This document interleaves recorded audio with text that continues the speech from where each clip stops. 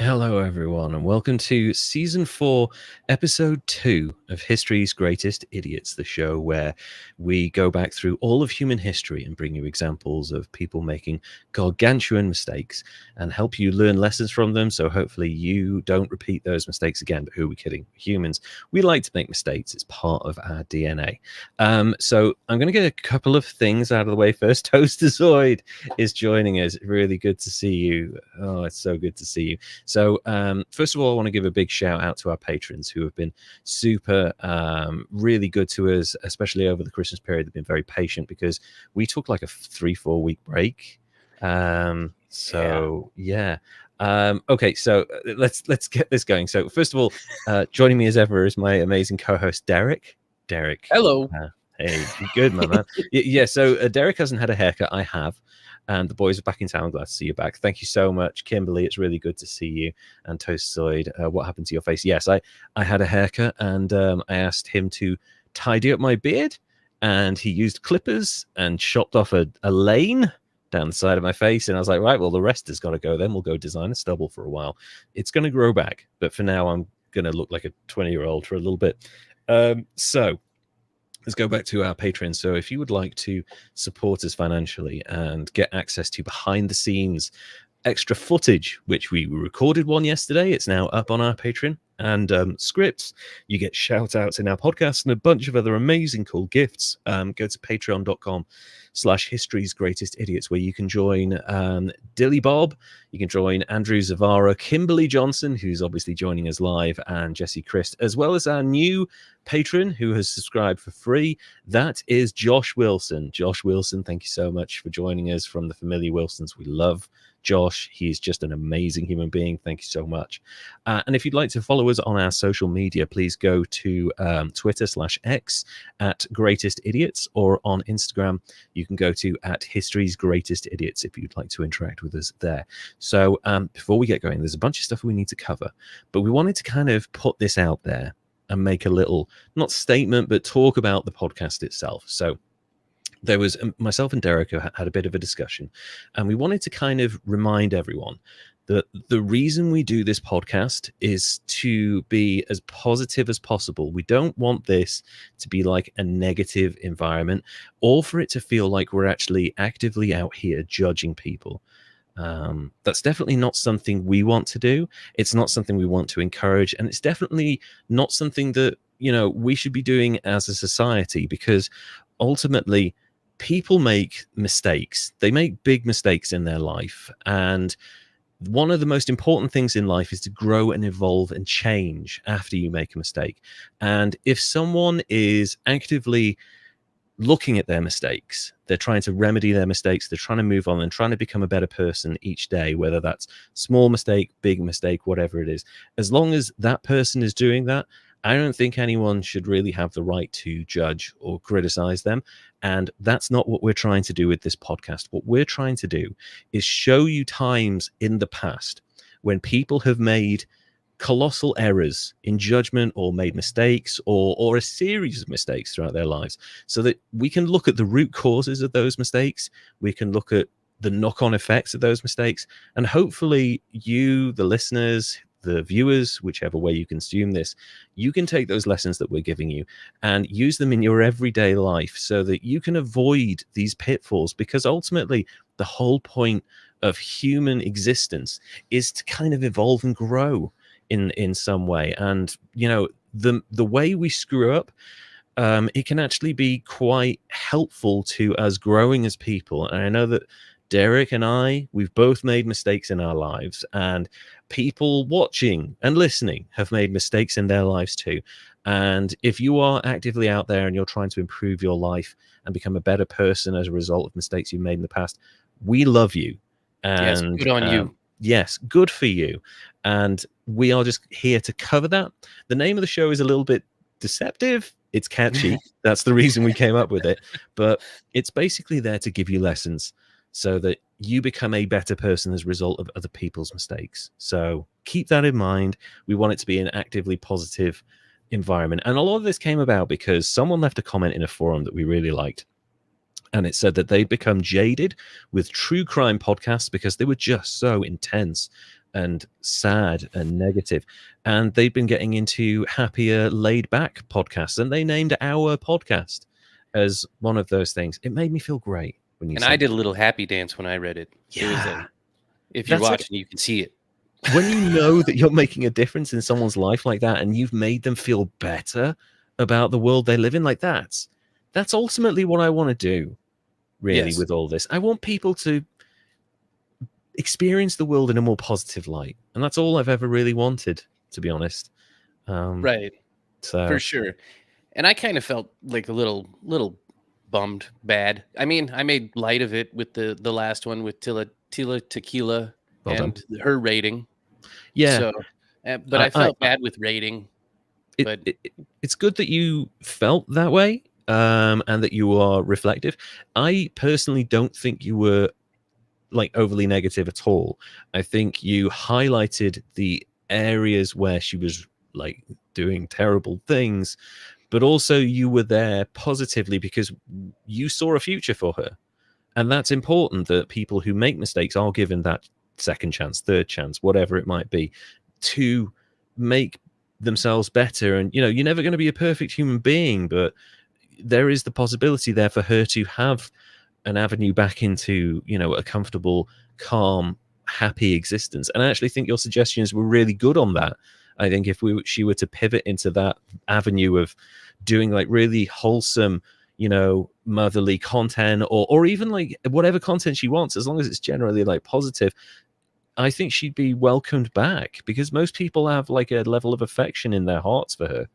Yeah, and I think one of our listeners on Spotify said she should be a televangelist, which would work too. Yeah, actually, yeah. You know what? I would listen to that, because, you know, there's a lot of interesting experiences there. And actually, the more experiences you have in life, the more kind of ability you have to kind of bring in lessons for other people, because you've been through some of the worst times imaginable. So actually, she's a good person to be able to do that. Kimberly says, I was ready to fight. I'm so glad it was a positive comment. I thought someone said something negative. No, it was a great comment. We've had negative comments before, like pick on your own fucking president's Welsh boy and shit like that. But like, but no, it was a really positive comment. But we just wanted to emphasize that while we joke around and sometimes we make light of silly situations and sometimes stupid stuff that people have done, we don't mean it in an overly negative light. We actually want to celebrate people's growth on this podcast, and that's ultimately what everyone should be celebrated for, is their own ability to move past their mistakes. So yes. I'm pretty sure the Welsh do that plenty. Yeah, we kind of do. Like, I did the Neil Hamilton one, he was fucking terrible. So with that in mind, Derek, you've got stuff happening physically. Right. I do. This is going to be the last episode that you're going to hear from me or see from me where I have all of my internal organs. I'm going in for surgery at the end of the week to get my gallbladder taken out, which is it's going to be neat, I guess. I don't know. I hear they're going to inflate me like a balloon. I hope I don't float away. So it's going to be like Willy Wonka and the Chocolate Factory. You're going to be stuffed full of snozberries or something? Yeah, they're gonna blow me up, and the Oompa Loompas gonna come in, and they're gonna crawl up in my belly button and take out the gallbladder. And that's amazing. I don't know. Maybe it's the drugs. Yeah, I mean, that'd be great. Either way, you're gonna feel awesome afterwards. Can I have your gallbladder, Toastoid? If you become a Patreon and pay us $100 a month for like 2 years, we'll give you that gallbladder. I'm gonna see if they let me take it home in a jar. in a little formaldehyde jar. Yeah, totally. Toasty, do that and we will give you Derek's gallbladder. He might even sign it for you. But yeah, that's kind of intense, man. Like, I kind of wanted to ask, like, while you're there, if I fly over and jump on the table afterwards, could they remove my internal stuff as well? Because I got stuff I just want out at this point. You know, Just with do the some Crohn's stuff. swapping out, changing Just like, things. I will take your gallbladder if you have my digestive system. Like, I will gladly do that swap. No, thank you. Yeah, it's not good. It's not good. But no, you'll be absolutely fine. I think you're going to be out in a day, right? Like, it's a day procedure, is it? If everything goes as the surgeon says, I should be out of there the same day and back home with my Nice. wife watching over me and doing all Yes. the good stuff. And then my boss says I can go back to work on the 5th. Sure. Okay. Yeah, buddy. But no, I think because you said that you're not allowed to like lift anything vaguely heavy for like a month or something. It's for I think 14 days is what the Oh, doctor says. Nothing, okay. nothing up to 20 pounds or over 20, Okay, right. over So 20 pounds. nothing that would potentially make me shit my pants lifting is basically the rule of thumb. So like you can carry like a bag of shopping, but like not much above that, basically. Yeah. Right. You Yeah. can So go I'm to the just gonna make store, my get some daughter do all things. the store stuff. Yeah, exactly. Yeah, that's totally fine. Like, yes, you get to be my kind of assistance person for the next 2 weeks. So that's cool. Yeah, and that's really cool. I'm glad that this is getting taken care of because it's one of those things where like I was really concerned for you because like I don't like seeing anyone in pain, and I think you suffered with this for a while. So Yeah, yeah, it sucked, and I'm really excited because I hear after it goes back to normal, I might get to have a hamburger here and there and a pizza every now and again. And I've been with hamburgers for almost 8 months and oh pizza shit, around the same time, and I love both of those things. oh So man, you can celebrate, go to a Five Guys or something, or I imagine I'll be similar to your situation, sticking close to the restrooms when I do those, enjoy those. But hey, whatever I got to do, at least I won't be in pain. I got so many tips for you. Don't worry, I Right? got so many tips for you. Get yourself a disabled key so you can have access to the clean bathroom. I actually have a disability, so I've got one. But yeah, no, a bunch of tips. Don't worry on like not shitting your pants in public. Like I got that down. I'm like a 5-year-old. Like I do not shit my pants at all anymore. Ah, I know it's a that is- skill when you're very ill. So moving on from operations and horribleness, we've got a bunch of really interesting stuff. Could be quite a long episode, so we understand if not everyone sticks around. But Derek, who is your idiot for us this episode? Well, I don't even know if necessarily he made mistakes to learn from. I Sure. just think he's great, and a lot of people might say he's an idiot. And I've had this guy in mind for a while, but I wasn't Nice. sure if I should cover him. And now because I figured out that we can just do whatever we want because we're like in charge Yes, here, exactly. I'm gonna do it. And I think you guys are gonna love this one. So he's an American entertainer and performance artist, often called a comedian, but self-described as a song and dance man. Nice. If you believe the theories that are out there, he might even still be alive, Mm, but the rest of the world believes he died in 1984. that's right. I am talking about none other than the man on the moon, the anti-comedian, Andrew Jeffrey Kaufman. Love it, Elvis. Toast the Elvis. side Yeah, he out the did play Elvis. Elvis every now and He again. did do an Elvis. He did a really good Elvis, as I remember, actually. But oh man, Yes, he Andy did. Kaufman. Yes. God, this guy's amazing. He is so cool. So he was born on the 17th of January, just a couple of days ago, Nice. in 1949 in New York City. He's the oldest of 3 children and grew up in a middle-class Jewish family in Great Neck, Long Island. Okay. His father sold jewelry. His mother was a former fashion model who turned Oh, wow. homemaker after getting married. I had no idea his mom was a model, but I could see it. Yeah. He's got an interesting look about him. It's probably part model in there as well. Yeah, that works. His brother has a similar look to him, but almost like a more handsome face. And he's kind of a comedian too. Oh, His brother really? Michael. Okay, cool. Anyway, he was a quirky and unique young man and started performing at a super young age. from his youth, he was performing poetry and stories and playing records and showing cartoons at birthday parties, starting at 9 years old, which Wow.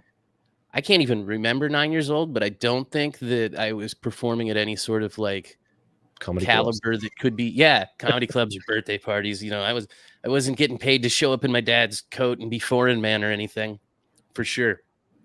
According to Andy, as a child, sometimes he would perform just to perform, as if there was like some sort of unseen camera in the room and an audience that only he knew was there.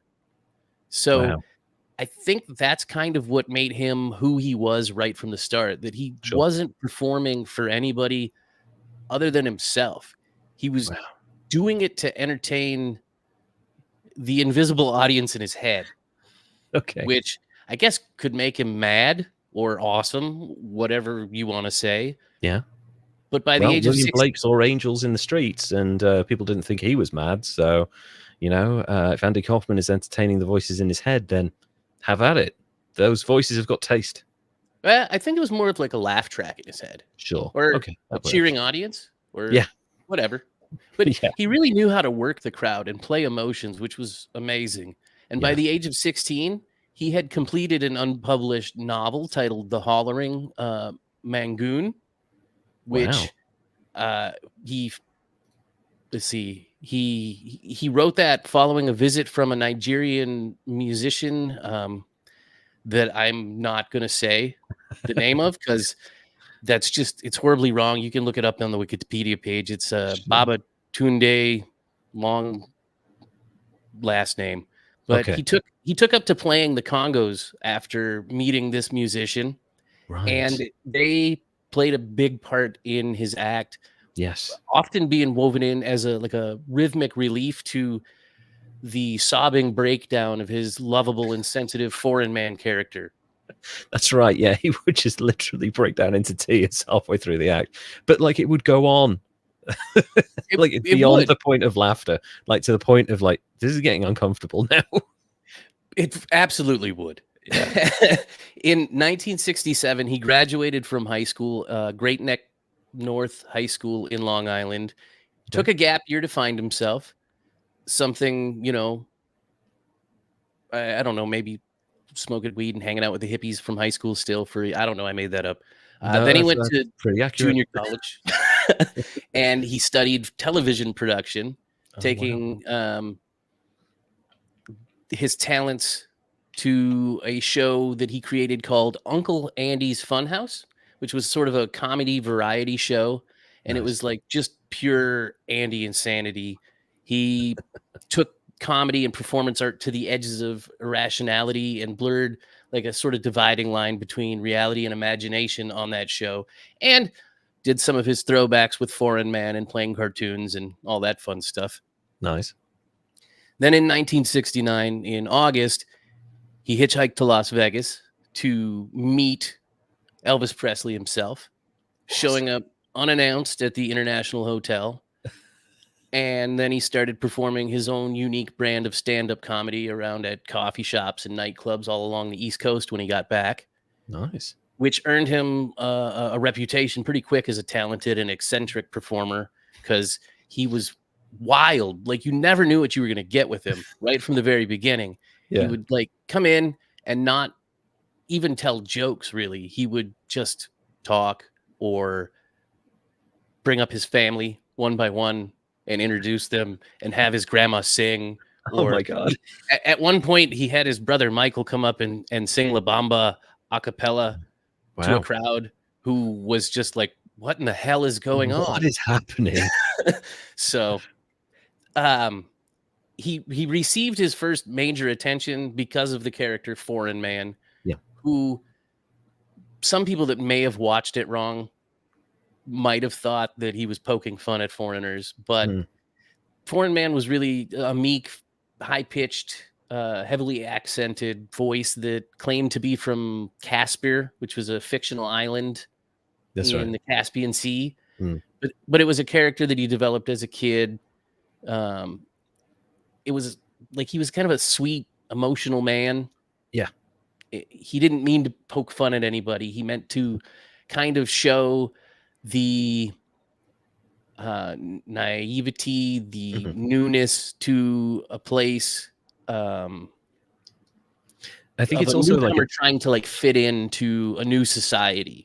exactly, and it's quite a disarming character as well. So the audience will have their own certain expectations of when. Oh God, one of these again. It's like an expectation of like kind of that person maybe in the kind of the comedy space, and like people will like give them a bit more time, but they'll be uncomfortable with it. So like I can kind of understand why he would do that, because like his act is unusual, so he has to kind of get the audience to a place where they're like weirdly wired and they're sort of expecting stuff to happen. So by doing this like foreign guy character, he's kind of like building people's like, okay, right, there's this foreign person, a little bit on edge, not really funny, bit weird, bit soft, like, and they're paying attention. So it's Yes. actually a really smart tactic, to be It's honest. absolutely playing on the emotions and creating a sort of empathy, and he really played the crowd's emotions like a masterful musician, almost Yeah. like making them almost mad at him at a point, and then bringing them back to where they're like, "Oh my god, this guy's awesome!" If they didn't walk out, because a lot of people did that at his shows Yeah. because they didn't know what the hell was going on. Yeah. It's understandable actually, because it's like he's very much an acquired taste. So Yes. So let's see. Oh, there we go.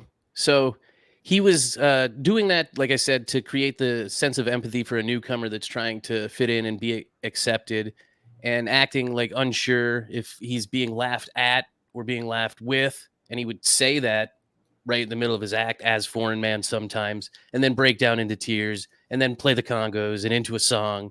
And then there you go. yeah, He's got your emotional roller coaster going, and you're having a good time if you stuck around. exactly. And one of the great things that he did as Foreign Man is he would walk onto stage with his little record player, and he would play the theme from Mighty Mouse while standing there perfectly still, only to lip sync the one line, "Here I come to save the day," with just insane enthusiasm, just into it, you know? Yeah. And then he would launch into a few on purpose not funny jokes, Mhm. followed by a series of just terrible celebrity impersonations, That's with right. With just the same voice. He'd just do the same voice for everyone and like oh, not even absolutely. related to them. Yeah. Well, he'd come out and he'd say like, "I'd like to imitate Mr. Carter." I Hello, I am Jimmy Carter. yeah, yeah. And It was he would do amazing. that, and then he would do another one, Yeah. and then at some point in the performance, when the audience was conditioned for Foreign Man to just be a terrible impersonation person, he would say, "And now I would like to imitate Elvis Presley." And he'd Yeah. turn around and he'd take off his jacket, slick back his hair, put on the jacket, or take off his jacket, throw it in the crowd, put on the Elvis jacket, Mm, and turn around and do the hip shaking yeah. and pull off just an on point Elvis impersonation, Yeah. playing one of his songs, just perfect. Yeah. And everybody would lose their minds. Yeah. And So then go back to thank you very much. yes, And then, and that was it. And yeah. Amazing. that act right there is what impressed Lorne Michaels of Saturday Night Live so much. He asked him Yeah. to appear in the very first Saturday Night Live on Mm. October 11th, 1975. Wow. That's amazing. Lorne Michaels has got he's got a really good eye for talent, for Yes, he does. sure. Like you look at the people that man has discovered during his career and boasted about in every conversation since then. He's got a habit of doing that. Well, I met Mike Myers when I was at a cafe, and like he's like that. This guy, he like name drops every fucking conversation. But like he had an eye for talent, and that first generation of Saturday Night Live stars, like it is just a row of iconic comedy performers, and Andy Kaufman was like probably the weirdest one of the lot, and that's saying something because there were some weird people on that roster. Oh yeah, like I can't even. I can't. Belushi, Belushi. I think Aykroyd was in yeah, the first season. uh, Murray, Bill Yep. Murray, Uh, Chevy Chase, it was great. It was yeah, so great. It makes. I believe this is going to be the final and 50th season of Saturday Night Live. the 2024. They For say real? possibly. I You believe think they so? say they're You going to think wrap that it. they're done with it? That's the rumor. I don't know. It'll bum me out because I love it still. Yeah, like I don't mind some of the sketches. Like some of the sketches are still quite good. Weekend Update is like my favorite thing. Yeah, those two are brilliant. They should spin that off. To be honest with you, like I'd watch a half hour of that. To be honest, no problem at all. But yeah, wow, it'd be a So loss. So carry on anyway. First ever episode of Saturday Night Live. first ever episode, he does the Mighty Mouse routine on October 11th, and then the Elvis bit pops up on November 8th later that year. Yeah. And then in 1978, his foreign man character gets morphed into this new character, Latka Gravis, on that ABC sitcom Taxi. Mm-hmm. And Andy didn't really like sitcoms. No. So, of course, he didn't like the idea of being on one. Mm. And he only agreed to do so at the urging of his manager, George Shapiro, because Shapiro convinced him that it would just bolt him to stardom and then he could earn the money to do whatever the hell he wanted. And that was right, because Taxi was huge. Super huge. Yeah, massive. And one of the co-creators of that went on to co-create The Simpsons. And for really? the life of me, I can't remember. There's the three names, along with obviously Matt Groening, but Sam Simon, and there's another one. But yeah, one of the guy who kind of co-created Taxi also helped launch The Simpsons. That's pretty awesome. Yeah, huge influence there. Toastazoid, he hated the sitcoms just because he didn't like the formulaic, like sellout of that sort of comedy. Yeah, he felt that it was like the lowest form of comedy. And also there was a comment about the laugh track, because even though they did it in front of a live audience, there would be a laugh track dubbed in afterwards if they didn't quite record or whatever. His point was, those people are dead. That laugh track is like 50 years old or whatever at this point. Those people have been dead for a while. So it stuff like that bothered him. Yeah, he didn't feel like there was artistic merit in there, and he felt like kind of stifled, I think, by a lot of that. So he does get talked into doing it, but he decides to not make it easy on him, and he made sure to be pure Andy. He didn't go to rehearsals. Yeah, he often improv'd his parts instead of doing his lines. And part of agreeing to do the show was that he was only going to do 14 episodes per season. Right. And he was only going to do those as long as Tony Clifton got a contract for 4 episodes. That's right. This fucking Tony Clifton character. Holy shit. And then after Tony Clifton got that contract, Kaufman deliberately sabotaged his appearance on the show, and that part of the contract was dropped. No. And his character was given multiple personality disorder, which Andy randomly got to play other characters. In one episode of Taxi, his character came down with a condition that made him act like Alex Rieger, the other main character on the show that was played by Judd Hirsch. That's right. And then another reoccurring character that was played by Andy was basically Tony Clifton. Andy was Latka's womanizing alter ego Vic Ferrari. Right. Which it's basically his way of getting his real life alter ego, Tony Clifton, who was also Andy. Yeah. Even though it was Andy or it was his buddy Bob. But yeah, it was his co-writer who would occasionally show up. And they both did a really similar, it was very difficult to spot them, even though Bob was a little bit shorter. It's really difficult to tell them apart. When they're doing Tony Clifton, you don't know which one is which. And I think that made it even better. Yeah, because then you're like, oh crap, maybe this guy's real for me. At the time, people were totally thrown off by how, I don't know, method, but into. You didn't know what was real and what wasn't with him most of the time. He liked to blur the lines and have people question their reality and their version of existence and stuff. Am I watching a comedy show? Why is this so juvenile? Why is this so amateurish? Why am I here? Why did I pay money to see this? Oh wait, it's funny again. Now wait a minute. Now it's back to being really stupid again. So like he was the first ever paid troll, basically. Yeah. He's Yes. making people think about why they're consuming this content without like really having time to think about, well, maybe I have certain expectations of comedy, but oh shit, the guy's doing an amazing Elvis impression. And like he pulls them out with that thought back into him. It was really clever. So Yes, clever. absolutely. Absolutely. Hmm. And now I'm going to talk about Tony Clifton a little bit more, because for people that don't know, Tony Clifton was an absurd, Yeah. audience abusing lounge singer who began opening for Andy at comedy clubs and eventually performing concerts all out on his own all over the country. And Yeah. sometimes Andy would perform as Clifton, and sometimes his brother Michael would do it. That's And then right. sometimes Bob Zamuda would do it. And then for a brief time, it was unclear for most people that Clifton wasn't actually a real person, because he No. would go on to news programs and be interviewed as Clifton, as Andy's opening act. Yeah. And then the mood would get like all mad, like it would turn sour as soon as Andy's name would get brought up, because Clifton would get all pissed off, saying that Andy's trying to ruin his good name and trying to make money off of my shit. Yeah, that's right. Taking money out of my pocket and stuff. Like, oh my God. Yeah.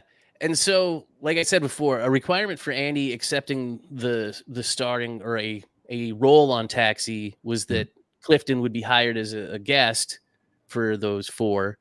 Even though he wasn't a real person, he did so as if he were a real person and not a character. Yeah. So when he did show up, he made Tony throw a tantrum on set, and he was fired and escorted off the lot by studio security guards. That's right. And then Kaufman showed up and was happy and like just delighted by the fact that they threw this dude out. Yes. And then the incident got reported in the local newspapers as if it was just like this big deal. Yes. And then Sam Simon, who was a writer on the show, and then he was later that's the one, right? That's the that one. went to The Simpsons. Yeah. He said in an episode of his or in an episode of the WTF podcast by Mark Maron. Yes, Mark Maron. Comedian. Yeah. He said that the story of Andy being disruptive on the show was actually a complete fiction created by Bob Zamuda, because he has a vested interest in promoting the out of control image of Kaufman. Yeah. And in that interview, Sam talks about Andy being completely professional, and he told everybody about Tony Clifton. He said that it's me, but he also said that Andy would have loved the story that Zamuda created and the whole version of events that everybody bought into for like ever. And from the people I've seen talk about Andy Kaufman, kind of off the record, but on the record, you know, they all say that he was just a really nice guy. And actually, like the stuff with oh God, his name's just on Tony Clifton, where Tony Clifton would get into physical fights with people and like insult. Like, I mean, you were talking about an insult lounge guy. He was really rude, like to women, to men, and like there'd be plants in the audience and he'd be slapping them around and shit. Like he was hardcore, and it was like you were watching someone have a full-on meltdown on stage. But everyone that talks about Andy Kaufman says just how he was just this really pleasant guy and really nice and warm. So I guess like having that image of chaos, which he liked, because he realized it would get people talking and get him more bookings and stuff. Like it helped him quite a bit, I think. But yeah, he was a nice guy. I mean, if you go with the events that, you know, he passed away in 1984, we're still talking about him today. They made a movie about him in the 90s and late 90s, yeah, with like, Jim Carrey, biggest star on the planet at that time. That's a hell of a legacy. Yeah. For a relatively short career. Yeah, I would say so. Definitely in the mainstream. Like a Phoenix like career in the mainstream, like 3, 4, 5 years gone. Yep. And crazy. It was a career that was filled with controversy and chaos. And in my opinion, I think he was one of the greatest performance artists like of all time. He then ventured out of that arena and into a whole new arena, one that you Yeah. love oh so well. Oh yes, He wandered into the world of wrestling. that's right. Legendarily. He loved the theatrics of kayfabe and the stage nature of the sport, and he took his tendency to elaborate to do these elaborate hoaxes to the next level and began wrestling women. That's right. He took on the self-proclaimed title of the intergender wrestling champion of the world. That's right. And he took on this ridiculous, aggressive personality based on characters invented by other professional wrestlers. Yes, And he offered $1,000 prize to any woman that could pin him. that's right. And he took this idea to Vince McMahon Sr. and he was like, nah. Vince Senior was old school. Vince Junior would have eaten that shit up, I believe. Yeah, Vince Senior says, and you know more about this if you want to jump in here. He didn't want to bring show business into his pro wrestling society. And that's exactly what his son did. Like 3-4 years later, just all showbiz, and made a shitload of money doing it. Yeah, so missed that boat. But whatever, it was cool. Andy developed a friendship with a wrestling reporter, Bill Apter, who eventually got him in touch with Jerry Lawler. Just not to interrupt. I worked with Bill. Did you? I worked with Bill Apter. I was on the page preceding his article for Inside the Ropes, and like I got to talk to Bill. Again, super nice guy, best friends with Jerry Lawler. Like he talked about Lawler quite a bit, and like Jeff Jarrett and a bunch of other guys. But like Bill held up, he was doing like a live stream on his channel. He's got a YouTube channel. If you search for Bill Apter, he has a YouTube channel. He held up my article and he was like, "This is a really good article by a young journalist." And I'm like, "I'm not that young, Bill, but thank you. That's really nice." So yeah, I've spoken to Bill Apter. Such a nice guy. So random connection between me and Andy Kaufman here. That's awesome. Yeah, that is so cool. Yeah, it's way better than being connected to Kevin Bacon. Yeah, I know. 6 Degrees of Kaufman. Kevin Bacon's probably in there somewhere, further back. I'm gonna just start playing 6 Degrees of Kaufman. Yeah. So yeah, Bill connects him with Jerry Lawler, and they set up this friendship by phone. And eventually, Andy gets in the ring with Lawler himself in Memphis, and he starts taunting the residents of Memphis, playing videos showing how to use soap. That's right. And toilet paper. Yeah, and he starts proclaiming the city as the nation's redneck capital. That's right. Yeah. And that leads to this ongoing Lawler-Kaufman feud, which features Jimmy Hart and other heels that are in Kaufman's corner, that include a number of staged works that end up with one where Kaufman suffers a broken neck. That's right. The pile driver incident. He gets pile driven, and Jerry Lawler's like, "Right, you can get up now. The show's closed." And he's like, "No, call an ambulance." So he told Lawler to call an ambulance, and he paid for the ambulance to take him to hospital and put him in a neck brace, just to maintain kayfabe. In the book that I'm reading, and I haven't finished yet, yeah, there was an actual neck injury. Oh yeah, it will be. But then also, he may have possibly stolen other X-rays to pull off the illusion that it was way worse than it was. He's breaking the law. Yeah, that's amazing. And then he's showing up on the late night show with the neck brace with Lawler in 1982, which of course it escalates into a fight where he slaps Andy Kaufman out of his chair on live television. It's really uncomfortable. You can watch it on YouTube. David Letterman is stunned, and it's the first time, because David Letterman rarely loses control or rarely lost control of his show. But it starts with Andy Kaufman apologizing to Jerry Lawler, and then there's like a little bit of a back and forth, and like Jerry Lawler's like, "Are you even a real man?" and stuff like that, and it gets really uncomfortable. The audience stop laughing, and then he says something about Lawler, and he's going on this diatribe. Lawler just gets up calmly and smashes him. You mean, it's a slap, but he hits him with his full forearm as well, and it sends him flying. And Lawler's not like a big dude, but he's like 230 pounds. So there's like some force behind that. And Kaufman goes flying. He gets up and starts swearing on national television, and what's his name? The Letterman's just like pulling his hair out at this point. He's like, oh, you can't say that. You can't say that. And like, oh, it's amazing. It's so good. And as a result of that, their feud was white hot, got national attention. Oh yeah, and it lasted, more than 10 years before it actually came out that Kaufman and Lawler were really, really good friends. They were really good friends. And also, Jerry Lawler talks about in his biography, when he worked with Andy Kaufman, he was paying him well. Like, he was paying him more than a lot of the wrestlers. Memphis is notorious for stiffing wrestlers on their payoffs. Like, a lot of these guys were getting like $50 a week as main eventers. They were getting shit money, but they were all living in the wrestlers' house, which is like a shitty old apartment building and stuff. But Memphis was notorious for being cheap, but it was the place you had to go to get experience, one of the places. So he was paying Kaufman a lot of money. Apparently Kaufman hadn't cashed a single check. He just kept them all in a suitcase and just never used that money, which is crazy to me. Yeah, never cashed a check from Memphis. He couldn't bring himself to do it. That makes Andy even cooler. Yeah, just didn't want to take their money. Just wanted to do it. He's just the ultimate performance artist that ever lived, and maybe still does. Maybe. I really hope. I really want that to be true, like so bad. But I'll get into that more later. Sure.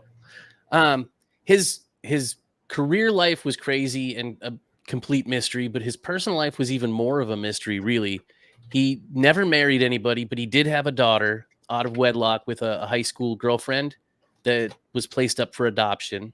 Right. He kept his personal life a secret, and it just kind of engaged in pranks and stunts to obscure it further.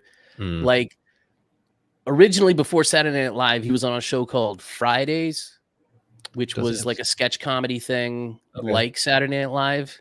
Sure. And he did a skit with Michael Richards, who later went on to be Kramer, and then later on became a crazy racist dude in a stand-up set.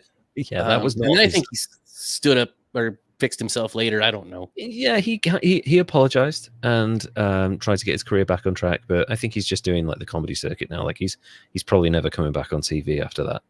Probably not. He recognized that he did a terrible thing and he apologized to it. So, yeah, which is good for him. Good on him. Yeah. Anyway, in this skit, they are playing Andy and another lady and Michael and another lady. I didn't write down their names because I'm a jackass and apparently a little bit of misogynist, I guess. I don't know. No, I failed. They're pretending to be two couples at a restaurant, and each one of them has brought a joint along to sneak off to the bathroom and get a little high. Yes. And in the middle of it, Andy breaks character on live TV, and he's like, I can't play high. And then Michael Richard gets pissed off that he's breaking character. They get into a big thing. Yeah. And then Andy goes on next day with the producer of the show to do this public apology about breaking character and being unprofessional. And he's ruined his marriage with his wife, and now they're separated, and he's got no wife. And so he's doing all these things to just obscure his personal life. And one of the reasons he may have been doing that, because he may have in fact been gay or bisexual. He spent a lot of time in San Francisco, according to some of his sources and Bob Zamuda. And he was a bit of a sex fiend. He was smashing everything he could. Yeah. But totally. That does kind of go hand in hand with the kind of the creative. We've talked about addiction in the past, and we've both talked about our experiences with addiction in certain ways. But like a lot of the time, the kind of the creative mindset is kind of born through tragedy or like issues that haven't been dealt with, and that can sometimes, like, the creativity can be an outlet for that, to help you get away from some of those issues. But so can addictive behaviors be getting away from some of those issues as well. And that seems to have been what's potentially happened, is that he was promiscuous, and it does happen. So he may have had some sort of preoccupation there. And Bob Zamuda wrote a book with another one of Andy's closest friends, The Truth Finally, which is the book Right. that I'm still reading right now. I highly recommend it. It's super good. They get into the fact that he may have been gay or bisexual, Sure. and that led to him obscuring his personal life and not having that be out there at all. Absolutely. That it also deals with some of how his death may have not been cancer. Yeah, potentially. But it also gets into his death may have not been a death at all, which I'll get into later. Yeah. Well, I'll get into it right now. Like the Elvis that he impersonated so perfectly, Andy too may have faked his own death and gone into hiding. Probably, if he did, it was supposed to be as one last gotcha to the world. Sure. He was getting a lot of pressure, and I think the work, I wouldn't say it was drying up, but I think it was there was a Kurt Cobain effect where I think it was getting to him a little bit. And, I feel that there's definitely a possibility there that he was just like, I can't deal with this anymore. I need to be out. Yeah. And it started to, his health started to devolve rapidly. And at Thanksgiving dinner on Long Island in November of 1983, several of his family members started to openly express worry about the cough that he had been having. It was persistent. It had been going on for more than a few days. Right, yeah. Almost a month. He started to visit a doctor, and he was told that there was nothing wrong. He went back to Los Angeles and consulted another doctor, went through some tests at Cedars-Sinai, and he was diagnosed with large cell carcinoma lung cancer, which is associated with smoking usually, which Andy did not do at all. But performed in clubs. Yeah, well, yeah, when he was Tony. But he performed. Here's an interesting one. There was a British trumpet player called Roy Castle, who performed with like a number of he was very heavily influenced by jazz, but he was very famous in this country for like doing every kind of music from like big brass band to jazz to rock and roll and stuff. And my wife and I know his son. He performs in a bunch of bands that we know. Roy Castle was a very famous trumpeter, but he developed lung cancer, never smoked in his life. But as a trumpet player, he performed in clubs that were full of smoke. And he got secondhand smoke and cancer as a result of that, because he was constantly taking huge, deep breaths in smoky, dimly lit, like small jazz clubs that maybe had 50 people in like a massively squeezed in space. But of course, all of that is filled with cigarette smoke. That totally makes sense. Yeah. I hadn't really thought about that. Yeah. If it was Andy, he's touring around the East Coast. He's in San Francisco. These places aren't well ventilated in the 70s and 80s. There's a lot of smoking going on. He's doing like high energy performances. I guarantee it's secondhand smoke that will have done that.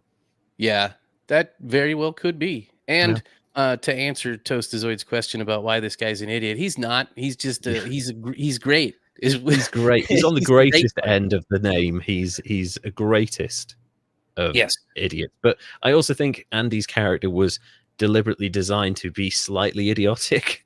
So like that's what we're going for here, is that his kayfabe characters were idiots, but he himself was not an idiot. Yeah, he was great. His characters were idiots. So that's how it goes.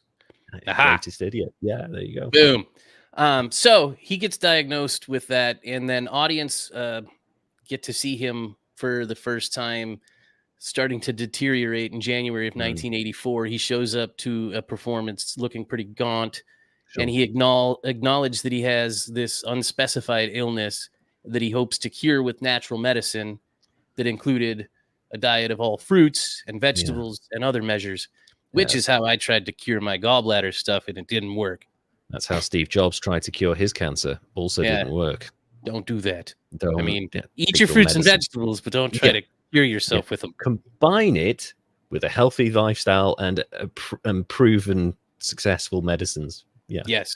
Then he went and did radiotherapy, but by that time his cancer had spread from his lungs to his brain, and his final public appearance was at the premiere of My Breakfast with Blasey in March of 1984, where he showed up with thin, super thin with a mohawk hairstyle Mm. because he'd lost most of his hair because of the radiation treatments. Yeah. And then the next day, Andy and one of his closest friends and I believe a romantic partner, I forgot her first name, Margalis, flew to the Philippines, where as a last resort, he received a treatment called psychic surgery, which is this shit. Yeah. kind of crap. They like pretend to stick their hands and pull out something. Yeah. Yeah. It's a sleight of hand trick on people Mhm. who are dying, which is Yeah. fucking disgusting, to be honest. And for a minute, he came back and said that he felt a little bit better, but That's the placebo effect. ultimately he died at Cedars-Sinai Medical Center on May 16th, 1984 at the age of 35. And then he was buried at Beth David Cemetery in Elmont, New York. Mm. But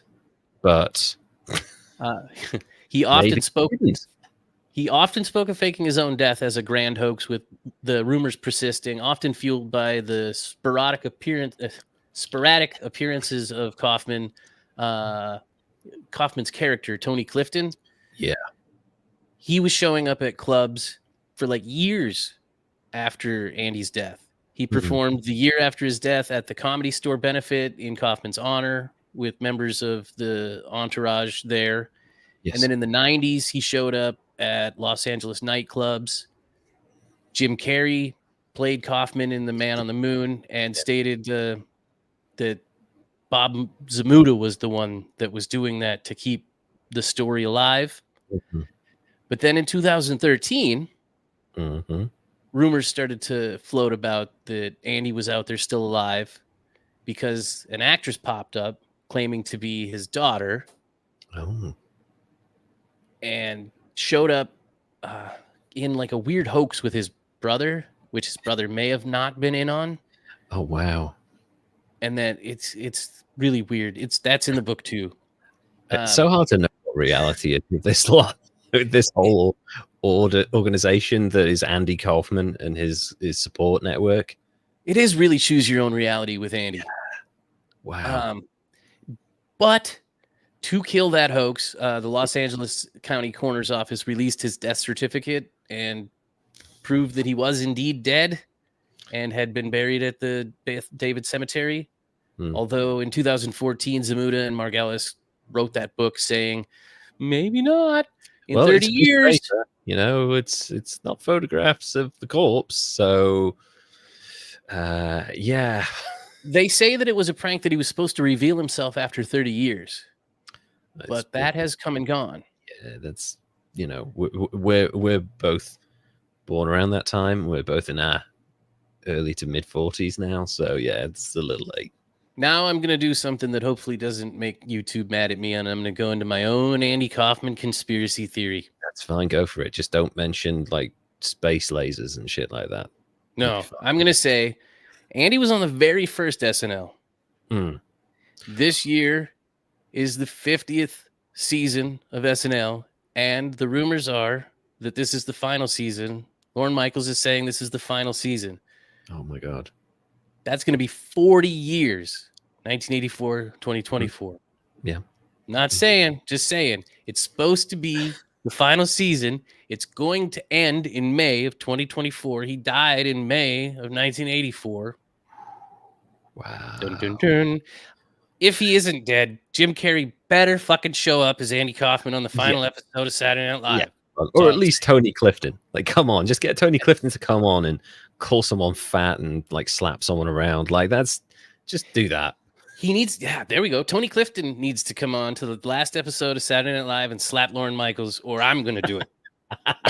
Yeah, I think as much as I like Lorne Michaels, I think he's earned a slap, to be honest. So yeah, he can take one. Oh man, could you imagine that? Yeah, I really want that to happen. I feel like the last episode of Saturday Night Live is probably going to have to be like a 2-hour special, because they're going to want to get like so many people on there. You Yeah. know, not just like the previous performers, most of whom are like comedy legends now and like multimillionaires. What Chris Rock said when he was on Saturday Night Live in the 90s, like so many millionaires in this audience, because it was like, I don't know if it was the 30th or the 25th anniversary or whatever. And he was like, so many bad films, more people have made bad films in this audience than the rest of the world combined. And I was like, that's funny. That's But facts. yeah, that's true. There's some awful fucking Saturday Night Live based films. But like, yeah, could you imagine Andy Kaufman shows up right on the last? That's like, that would be the greatest, maybe not the biggest, but the greatest story of the 21st century. I This think man, so. everyone thought he was dead for 40 years, and here he is alive. It's not It, going to happen. it would make my dude, it would be like the greatest stunt in my lifetime for sure. I don't think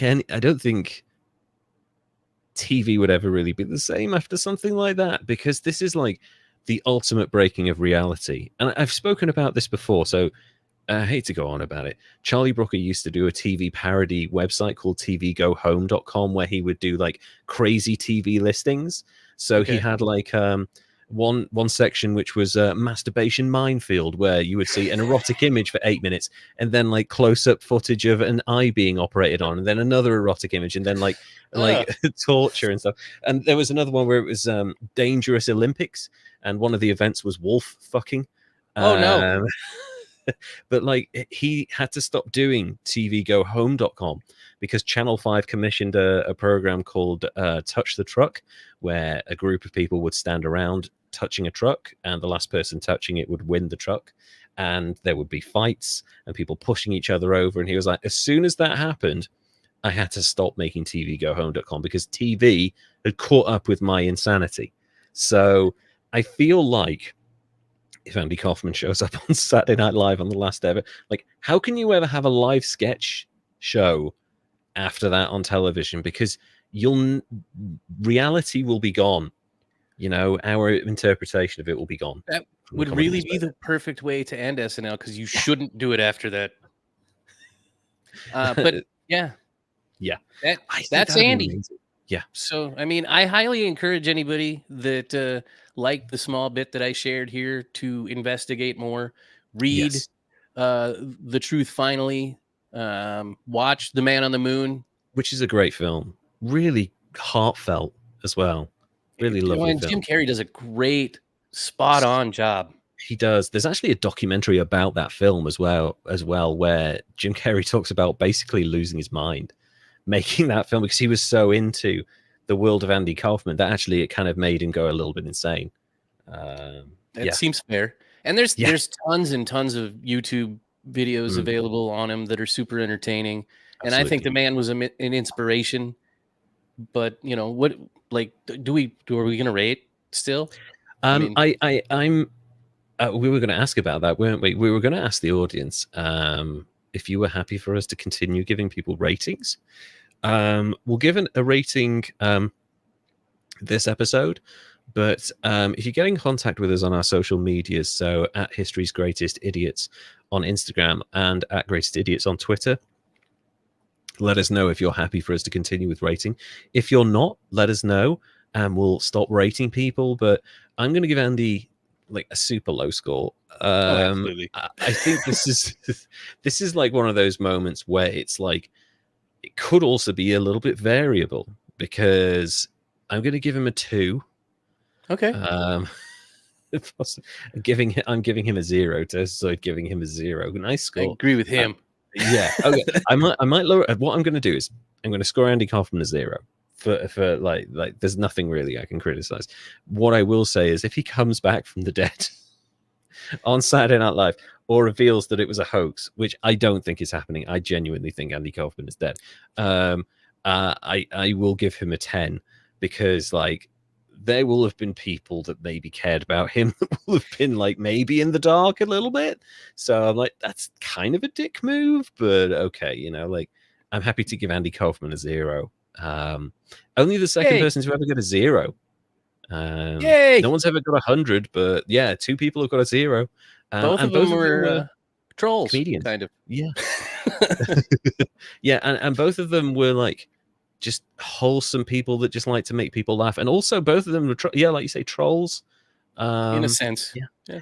Innocent trolls, not like nasty pieces of shit trolls, like actual like, this is going to be fun, let's just let's have a bit of a laugh with this and try and make people smile a little bit, like not, kind of ruining people's day kind of trolling, so yeah, I'm happy to give Andy Kaufman a 0, I love because just an amazing person, amazing story, and to think of all he achieved by the age of 35, like that is some run. And like you say, his time in the limelight was short, but could you imagine like if he'd taken a break for like 10 years? Let's say he had 10 years away from the spotlight if he hadn't gotten ill, and then just come back into like that alternative scene in the 90s comedy, when things are starting to change. You've got that like third generation of Saturday Night Live people starting to make films now. Andy Kaufman would have done really, really well in that scene, I think. Oh, I think absolutely. Yeah. Yeah. Well, think of him mixing it up with like Johnny Knoxville and stuff from the Jackass guys. He'd have loved that, because that's pure. Like there's no artifice around that. That's just people trying to make each other laugh and do stupid shit. And I feel like a part of that is in Andy Kaufman. It's just pure anarchy, but it's like it's also linked to joy as well. So yeah, he'd have loved Jackass. I feel like he'd have done really well with some of the edgier comedians as well. Like, could you imagine the jarringness of him and who's that other comedian who was at Waco? Bill. Oh, what's his name? He also died of cancer. Bill. Oh, I don't know. Yeah. Anyway, Bill, I was going to say Bill Hader, but he's still alive, right? He's definitely still alive. No, yeah. So, yeah, I just feel like Andy Kaufman is a really interesting person, really great person to have on this podcast as well, because like the stuff he did was so insane that actually it made people question their own reality, and I kind of like that when art does that. Yeah, I had an awesome time researching and doing this one. Like, yeah, it was so much fun. Yeah, I feel like that's the kind of research I would prefer to do a lot of the time, instead of like sometimes the super sad stuff. I'm going to move on to my guy now, and it is a guy, but there are some similarities between the person I'm about to cover and Andy Kaufman. It might not seem like the most obvious connection, but there are a few connections between them. Certainly in the way they make their art is designed to make people think, and also possibly definitely in terms of the private life and the muddling of their sexuality. I mean, this person is particularly known for having a very ambiguous approach to their sexuality. So let me introduce you to Morrissey, this charming man. Morrissey, Stephen Patrick Morrissey, was born on the 22nd of May 1959 to working class Irish immigrants in Davyhulme, Lancashire, England. Davyhulme is its claim to fame is having one of the largest wastewater treatment plants in Europe. The site serves population of 1.2 million people in and around the city of Manchester, and the facility includes a biogas combined heat and power facility producing renewable energy and gas produced by the anaerobic digestion of sewage. Yay! Fuck hell. Yeah, cool. So yeah, you talked about this in the Patreon exclusive, so those people that want to hear neat stuff about that, you go over there and take care of that. We talked about renewable energies, but you can burn poo. You can burn poo and make magic, or energy. Let's not make it. Yeah, please don't go burning poo to try and become a magician. You're not going to be Harry Potter by setting your shits on fire. Morrissey's family lived in Queen's Court near a Loretto convent in Hulme, which is like an order of Catholic nuns, I want to say. And his mother worked nearby at the Hulme Hippodrome bingo hall. If only Morrissey had become a bingo caller. I just feel like he missed his calling there.